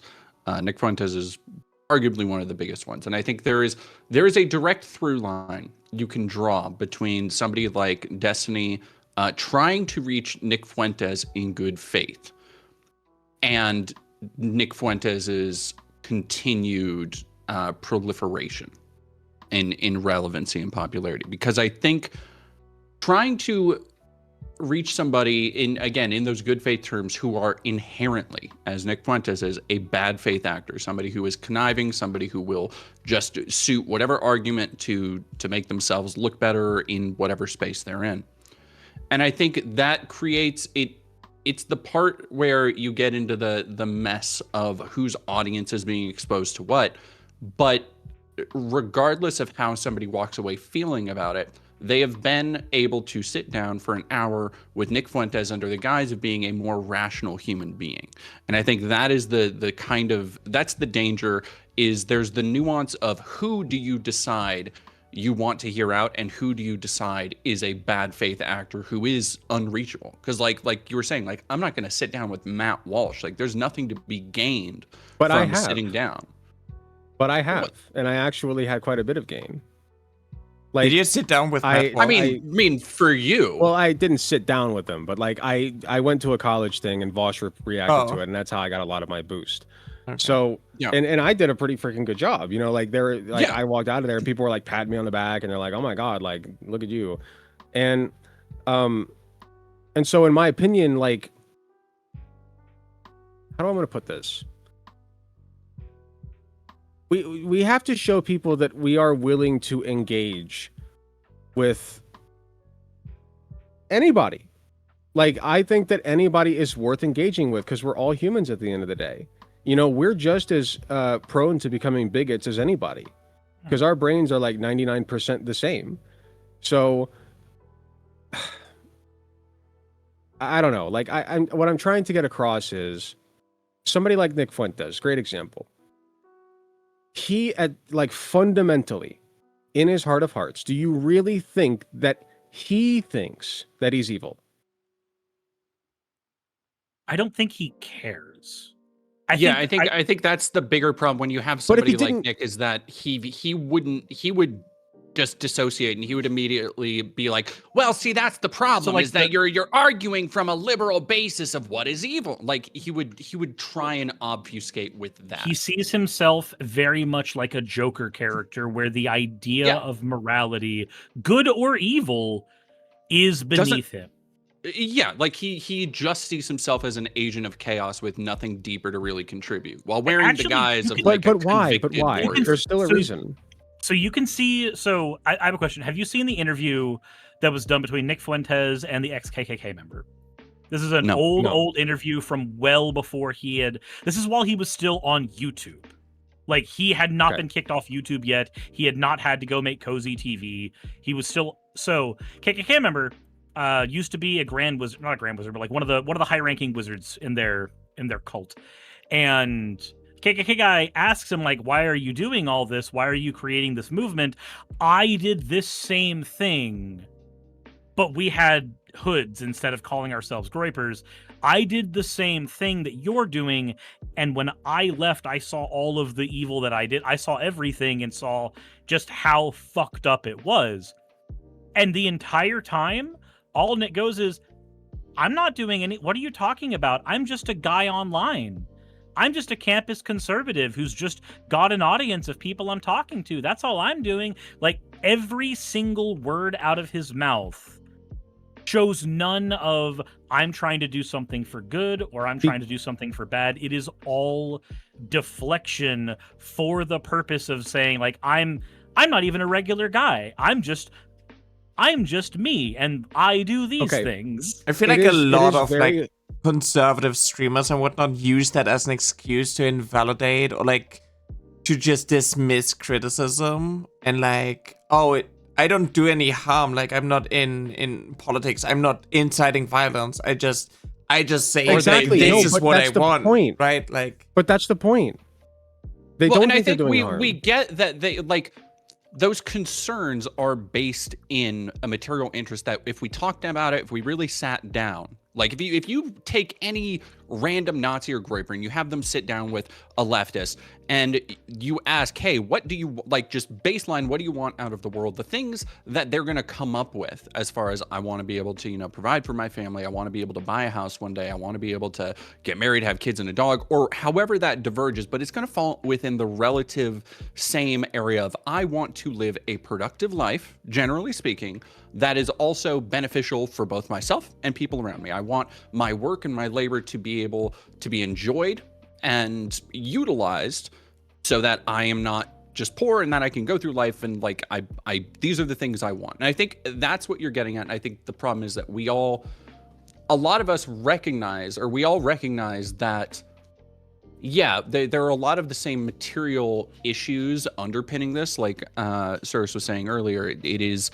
more on conservatives to come to a point of like recognizing a problem in the world. And so, for example, the United States steadfast support of Israel has been a obviously very contentious topic. But if you go to a leftist versus a groyper, they're going to have two very different summations. One of them is going to be that like, hey, we should not be funding this genocidal imperial project. And the other is going to be, well, actually, you see the protocols of the elders of Zion. See, let me tell you about the Federal Reserve.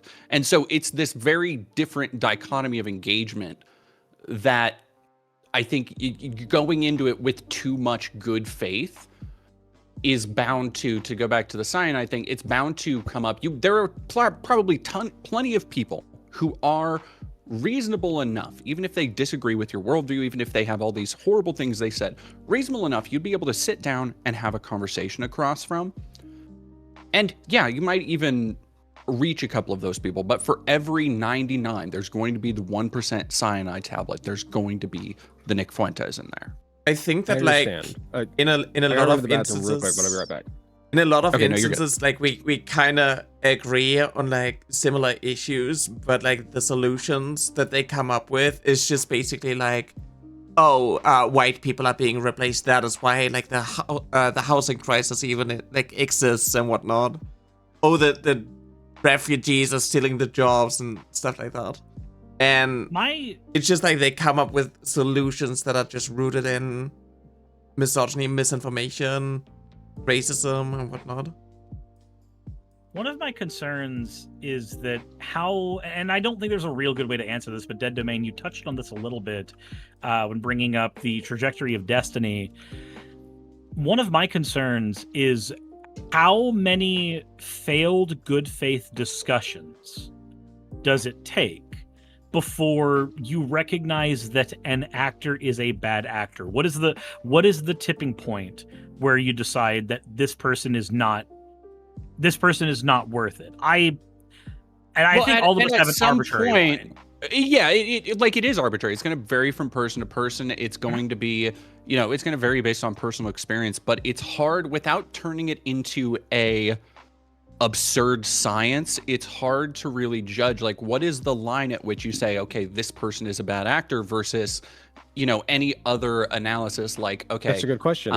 For Aiden Ross example, Aiden Ross, I think, is a very self-motivated person, but I think he is legitimately too stupid to be a bad actor, because I don't think he, just the way he goes through the world is so frictionless that he is never challenged in that way to even think about the morality he's of what he's doing. Asmongold in that sense, because that's how Asmon is. Yeah, exactly. It is this, there's almost this libidinal way that a lot of, when they get to a certain point of not market penetration, but audience capture, and they don't really have to worry about money, and they don't really have to worry about anything anymore, that I think that's when you see a lot of those a lot of the ideology slip in and seep in.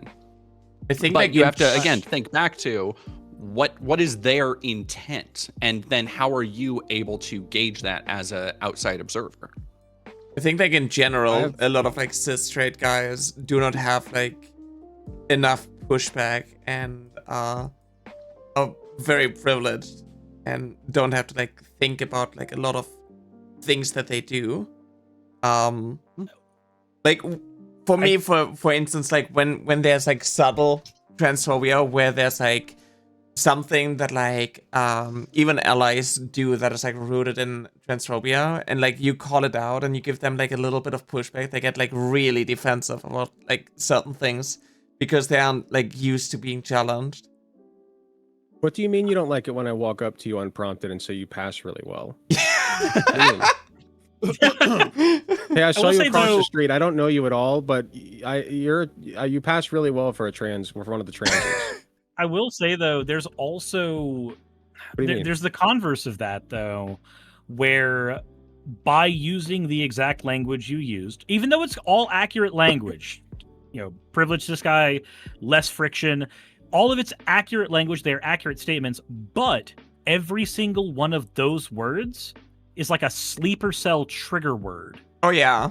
That turns the most moderate, the person who thinks they're the most moderate centrist person, into a fucking rabid conservative instant. Same with patriarchy. If you bring that up, yeah, people will. There's a couple of as an example, I think I've stopped using the term privileged for years solely because it is a term that, while correct in every meaningful way, it produces no results.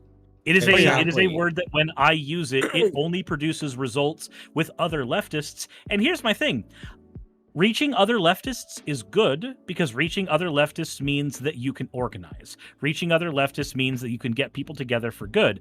But from the perspective of trying to turn people into leftists, trying to get people to leave caustic ideologies, that language is, in every meaningful way, worthless. I have videos regarding like male privilege and how it doesn't actually does what people think it's going to do, or like what people hope it's going to do, and instead people are getting like defensive, and it invalidates and like dismisses a lot of like struggles that men face because of like the patriarchy and whatnot and gender norms. Yeah, because like the quickest thing you can do to get somebody to no longer talk to you about how important trans suicide rates are to address is to say something that invalidates male loneliness suicide rates. Like that is a super fast way. So I've talked to Nyar a little bit about this. There's this concept. Why would you do that? I know, right? Why would I talk to somebody who wants to, do that to kids? It's crazy. But Can't believe I'm being I talked to Nyar platformed about this, right? There's this concept. I don't know if I'm the first person to come up with this, but during my time of like self-reflection, I've come up with this concept called the mind cave. Because if you think about conversations, it's like a dialogue tree, right? It's just a very complex dialogue tree. And so when you start to talk to somebody, you are asking for permission to enter the caverns of their mind, right? And if they agree to the conversation, which they usually do, they're inviting you in. And then you walk down this cave together, right? And you sort of, to jump to the finish line here, it's you become one mind, right? Like you are simultaneously unlocking pathways in each other's neurons at the same time so that you guys are on the same page, right? You are literally on the same page. That's what it means to have a conversation. So you're right. So when you're having a debate, what ends up happening every single time, is that so when you go down a cavern in the mind cave, okay, all that is a prompt. Okay, that's what the cavern is. It's a prompt. And then you get to the room, and that's the meat of like what's being said when somebody says the things they do. You can sit there and analyze the room and break it down further, and you can like pick where to go next. It's the dialogue tree. So during debates, what happens every time is you get stuck. You don't go any deeper. And you always get stuck because you can't decide on what to call that cavern. You can't decide. The privilege thing is a great example. If you sit here with a conservative and you try to say you have white privilege, that cavern may actually literally be the white privilege you're talking about, but they're going to sit there and tug at your arm and say, we ain't going down that pathway. No.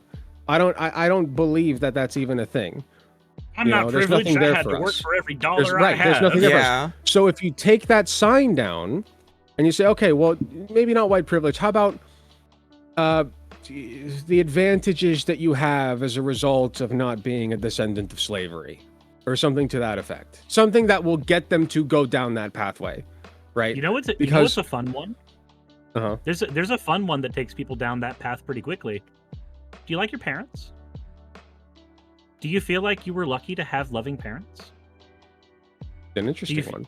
Do you feel like you were lucky to have loving parents? Because if that person says yes or no, it doesn't matter which way they go. But if they feel like there was an advantage or a disadvantage that they gained by having the parents that they have already ceded the argument that things like privilege can exist. And now all you have to do is lead them down that road without using the trigger word. But that's the thing. If you're right, and this is my last point, if you're right about the point that you're making, any path that you take is going to lead to the same conclusion, just like you just demonstrated. And so you shouldn't be afraid of going down a path with a different label than privilege, because it will still lead to the same outcome. There's something that I wanted to talk about, and maybe you're muted. Yeah. Who's muted? Oh. Sorry. To your point, I actually have experience with this in real life, and it was part of I did a documentary on just the mess last January that was the Trump inauguration. And I was in Washington, D.C. I traveled across the country, recorded a whole bunch of my journey and walking around in the freezing cold. And I went to a number of election night parties and interviewed Trump supporters. And there was a fascinating interview that I think the mic was off, so the footage was garbage, and I only had a little bit of it that I could really use. But I had a fascinating conversation with an older lady who was we got to talking about how she, didn't like Bernie Sanders because he was a socialist and all of this other stuff. These buzzwords that, we've been talking about. It scares people away. And we got to talking, we talked more and more about okay, well, what public funding, what do you think people should be able, what safeguards, what safety nets do you think there should be? Because a lot of that is what people call socialist. And we got to talking about, because this was based in her personal experience, how the government doesn't do, and I am a firm believer in this. I think Veterans Affairs and stuff for former military members is one of the great undervalued and underrepresented ways to reach people who consider themselves conservatives or libertarian. People so, especially on the left, especially in leftist spaces, are so easily to be like, oh fuck, just real baby killer shit. It's still the 60s. And it bugs the hell out of me because there is an entire apparatus that is well understood now in this country where military recruiters will go after places with high amounts of low college admittance, low high school graduation, high amounts of people of color, low income communities, and will essentially predate on these communities, sucker them into military service, and then just leave them with next to nothing. And this was somebody, the person I was talking to, knew multiple people who had been in the military who were unable to find jobs due to PTSD, who Veterans Affairs were not helping with, and then they had all of this medical complication type stuff.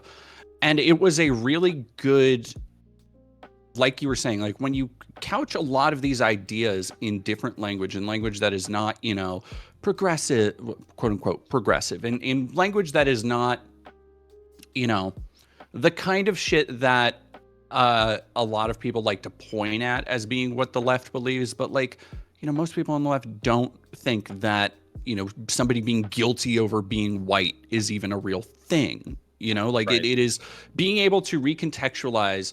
I think it does do two things. One, it disproves a lot of the notions that somebody who is coming with a more radical or right-leaning view might have on you and the points that you're going to make. If you're able to say okay, well, no, I actually do agree with this. This is another thing that has been a bedrock of Destiny's popularity, is he was one of the only people through the kind of awakening that happened 2016 to 2020. He was one of the only people to consistently be no, I think these things are too woke, these things, and it got him a lot of goodwill from more conservative spaces.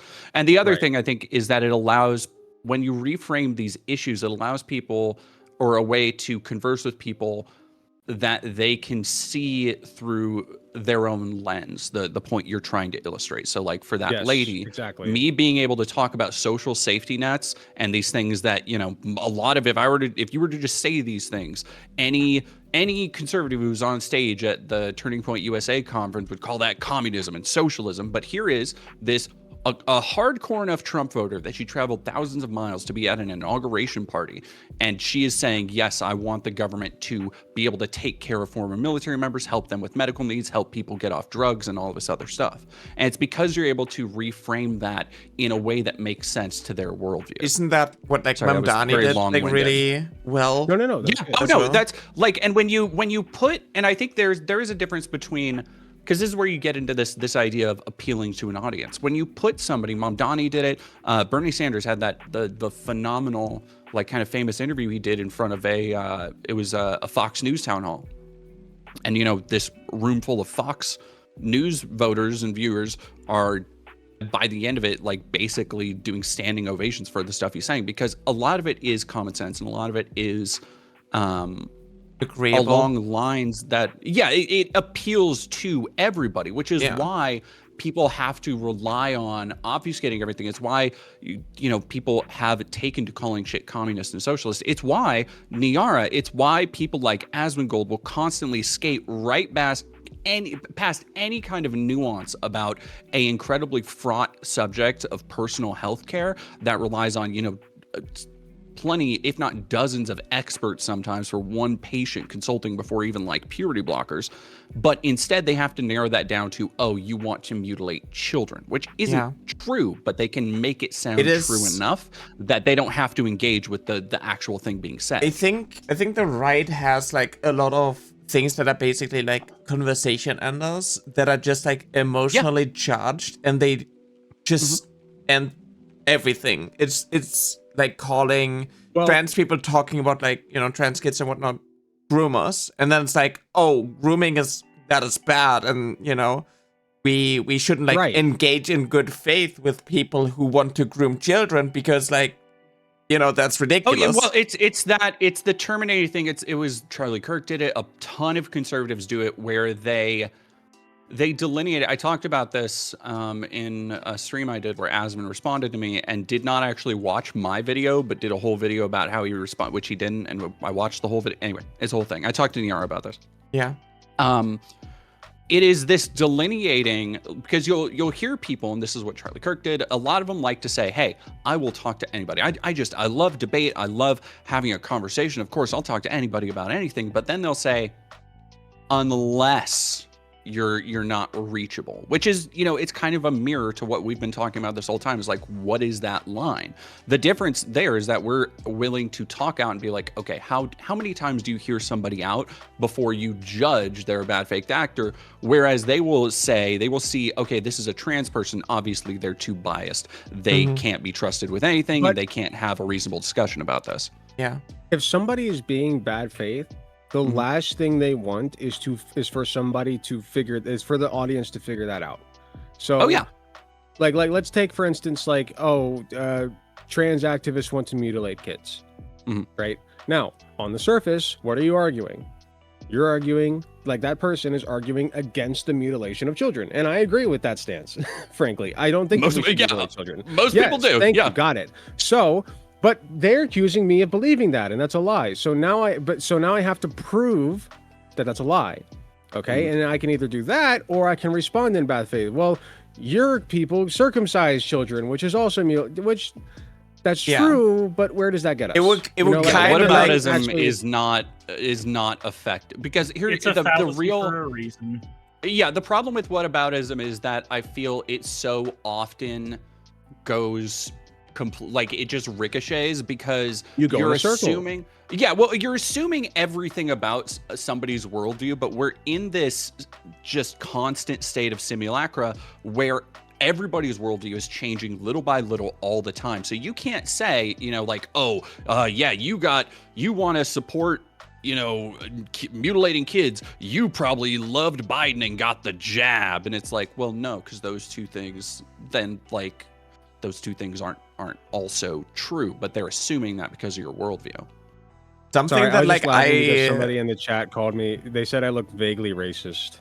And I honestly, I think that's a compliment. To be fair, thank you. To be fair, you look like you use the hard R once in a while.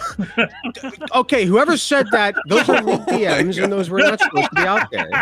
Okay. Something that and they're fake also. Something that I incredibly I find so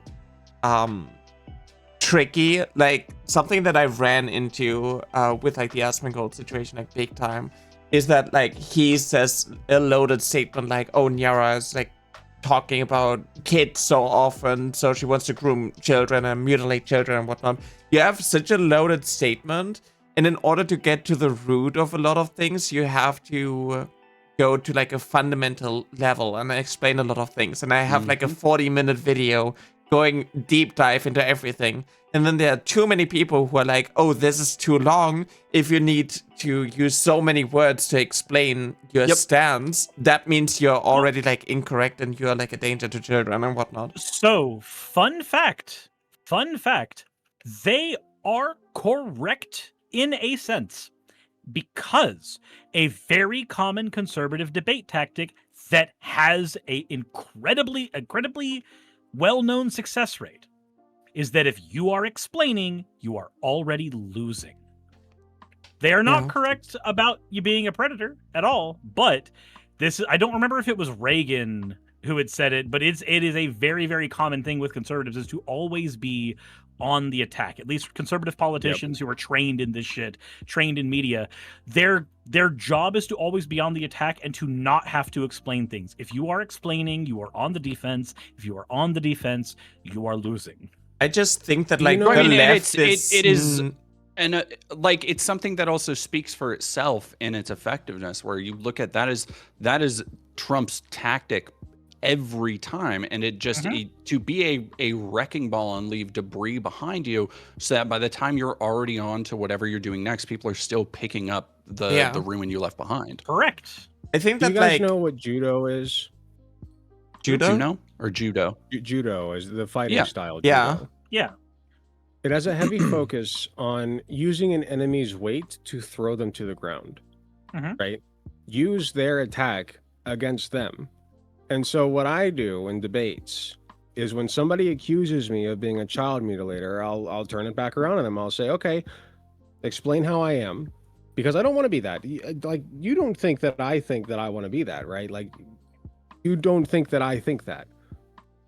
So explain to me how I'm mutilating children, and then we can have a discussion about that. And then they'll be like, okay, well, you're giving them puberty blockers. And I'll be like, okay, well, I'm just going off of the evidence of puberty blockers or this, and that. So like, and so my tactic now is like kind of an intellectual, like, I don't want to say intellectual, it sounds conceited, a rhetorical judo, where it's like you cede as much ground as you can and then let them kind of dig the hole themselves and then just bury them, you know, I think like, that if necessary. something that like I struggled with, that like I had to learn in the journey, is that like a lot of right-wing like tactics are basically controlling the narrative through optics and not through substance, and it takes a Oh no, it is purely a performance. I mean, and you can see that again by looking at the Groypers and looking at so much of Donald Trump's like cult of personality, and the stuff that people like about him it's purely aesthetic. It is this chintzy Walmart brands like American idea of what opulence or wealth looks like, but it is the aesthetic that is sold to people of quote unquote success, of what being rich, of the American dream, what all that shit looks like. Yeah, and a lot of it is just like when you look at something like Gamergate, for example, or even like the anti-SJW era, like the highs of like Jordan Peterson. Like I bought his books, like, you know, I kind of fell for that as well. And like you see the woke SJW liberal like screaming and whatnot, and you don't listen. And it's so easy to look at like somebody who's like Jordan Peterson, and he's like rational and he's like calm and whatnot, and he's like saying all these like big fancy words. But like if you look past it, you realize that even like the screeching SJW was kind of right, and you were just like, it is just the optics with which they do it. It's the thing that is the most ripe picking for any. It's the whole reason why Charlie Kirk or Steven Crowder ever did their campus thing was the young liberal or the young progressive who they know what they believe, they know why they believe it, but they are not media trained, they are not camera trained, they are not mic trained. So when they get up there, they kind of stumble through talking points that they've tried to remember, the things that like they go in half cocked, and somebody will rip them to shreds, and like then that becomes, you know, immortalized in every and that becomes immortalized in every, you know, SJW liberal owned compilation and stuff, which is why, you know, when you go up and you're able to like know your shit, ping pong back and forth with Matt a little bit, it changes the entire tenor of it. And it's stuff like that is the reason why they don't like taking, like, when you see them go and do these campus events, the reason they are not doing it against somebody on equal footing is because they want those clips. They want the target rich environment of people who they've pissed off so much that they can come up and they're sputtering angry at them, and they get to farm that. So my advice to those people then, because they're going to keep doing it, like they're going to keep going up to these like bigots and saying, like, I'm talking about the people who go up to the bigots and start like talking on the microphone. What they're doing is fundamentally good. Like they are on the right side, and they know they are, and so they just go up like with whatever confidence they can muster and just try to argue that. You're trying too hard. A lot of these people are simply trying too hard. What you got to do is you just got to like first of all, reframe it in your mind such that, you know what, maybe I am wrong. Maybe I am. Let them prove to me that I'm wrong, right? And so you go up to the microphone and you say, okay, like what I did with Matt Walsh, like, is, okay, well, why do you believe that a 13-year-old should be forced to give birth to their, if I may, rapist child, right? Because he does believe that. And so I basically sit here and I'm like, well, tell me that I'm wrong, that a 13-year-old shouldn't be forced to do that. Like, convince me that I'm the one in the wrong, you know? I'm open to it. Like, if you can explain to me why that's an acceptable way to go forward, I'm more than open to hearing why. But at the moment, I just don't think that's a good thing.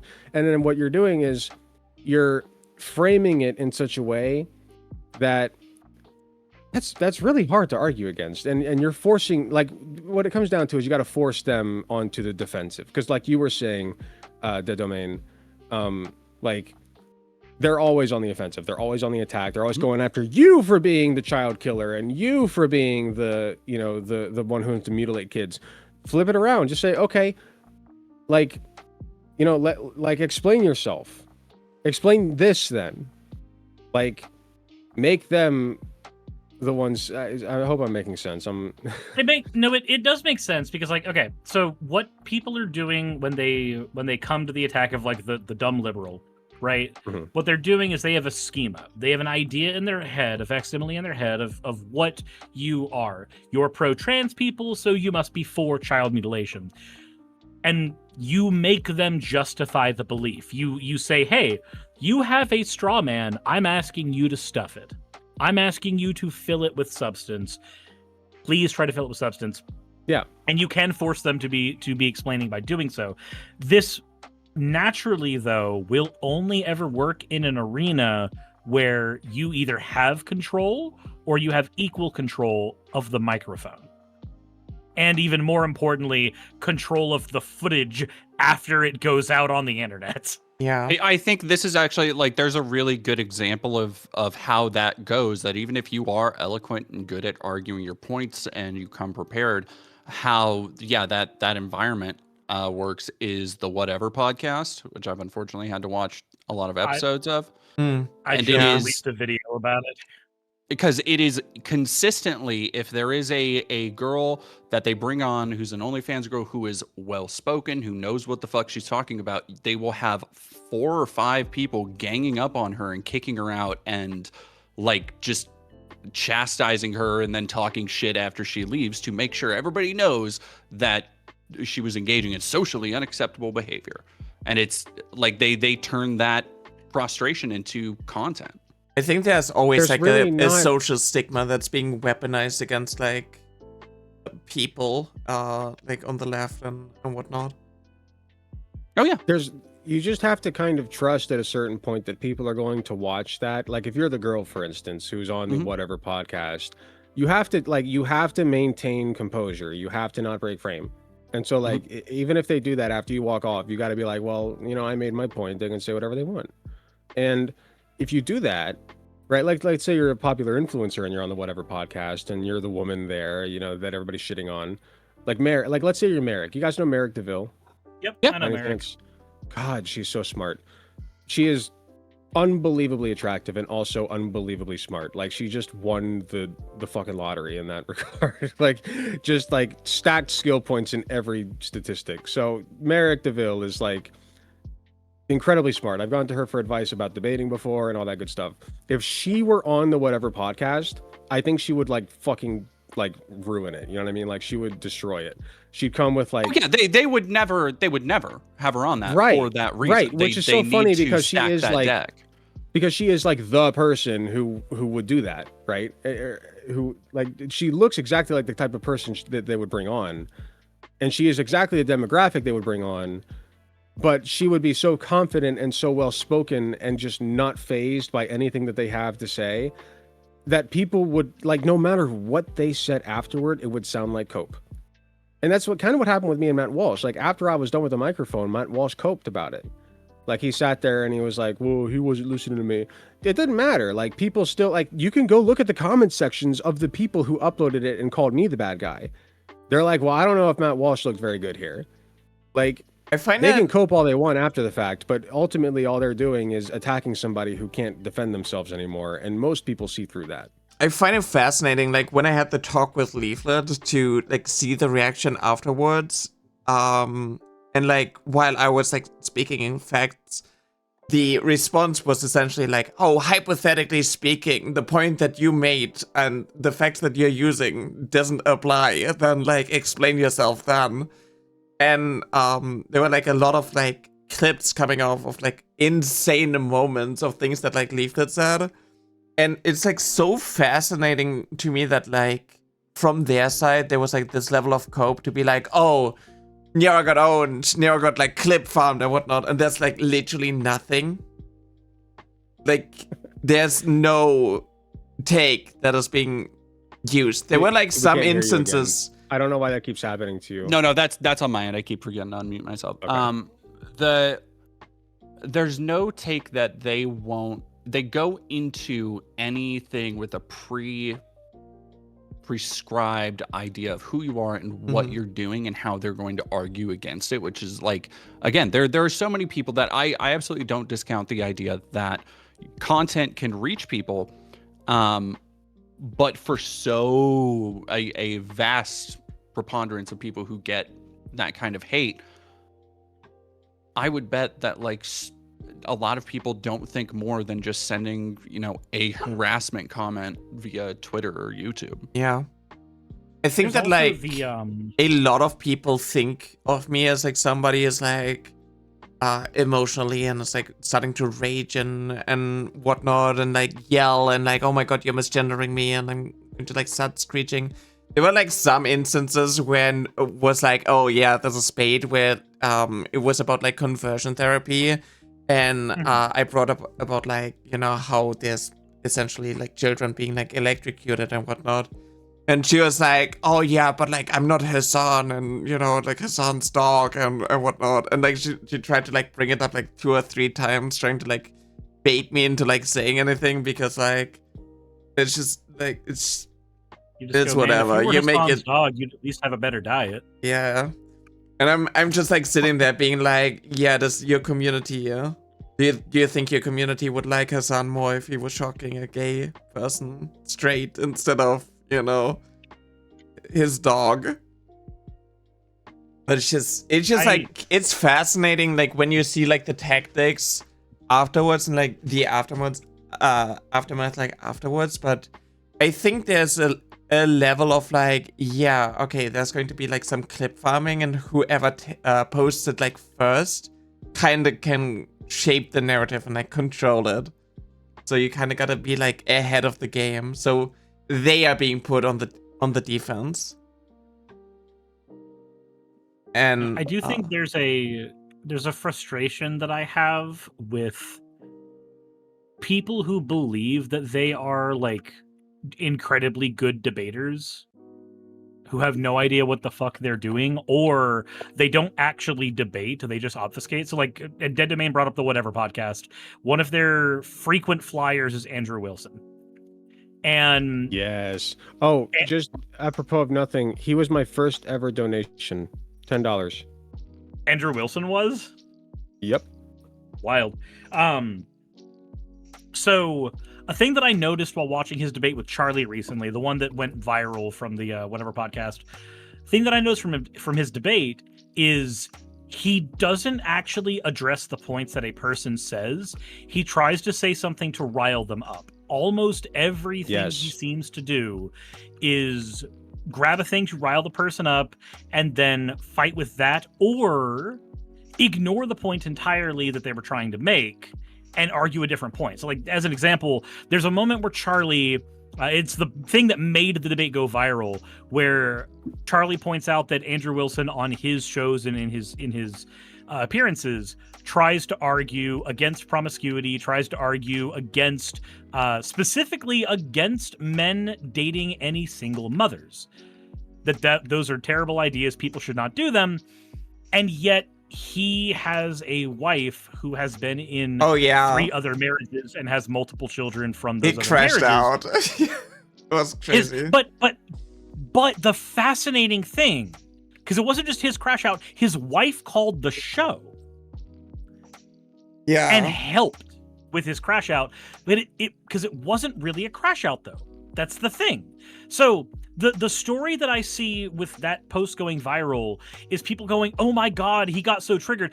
That's not the fascinating part. That's the most boring part of that whole thing. The fascinating part is what he did with that. What he did was he said, "What is immoral about what I'm doing?" And Charlie, to her credit, tried to point out there's nothing in my worldview that says that what you're doing is immoral.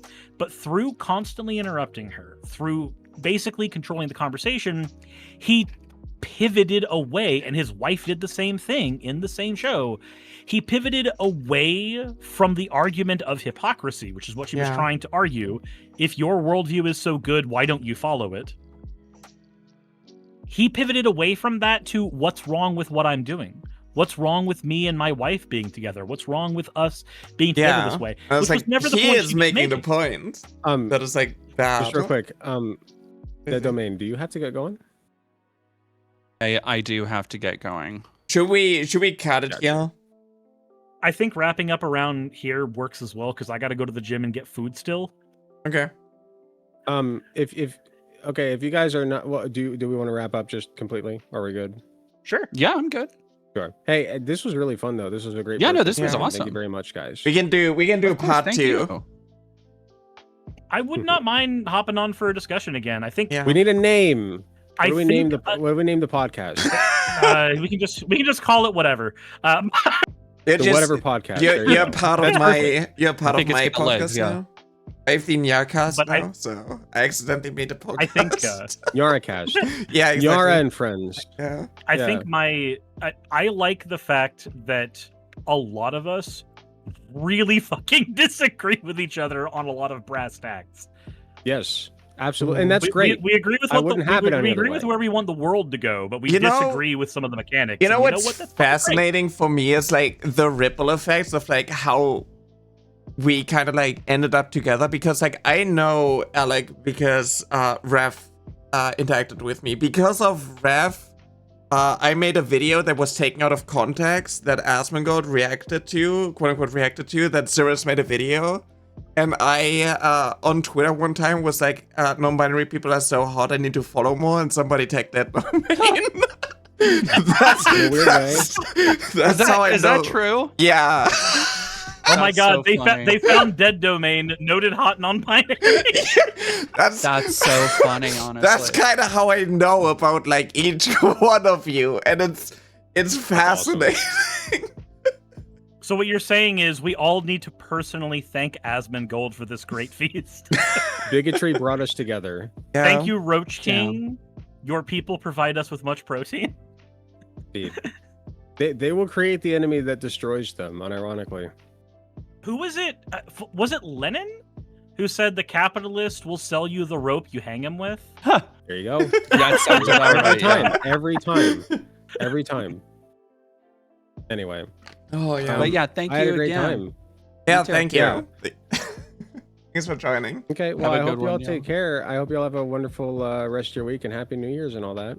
You too. Oh yeah, Happy New Year. Yeah, happy My New hunter Year. hasn't died yet in WoW Hardcore. My year's going pretty good. That's good. I'll talk to you all next year. Yeah. I Okay. All right, later, y'all. See, Thanks for hanging out. you as Oh, well. my Bye-bye. entire layout is messed up, so let's wrap it up. Perfect. Sorry about that. Okay. I Take love care, things everybody. being ruined. Yeah. Goodbye, everybody. Bye bye.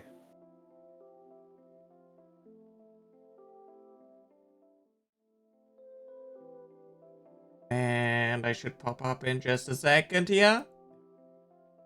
Oops. Let me switch this back. Okay, this was kind of like an abrupt end to it.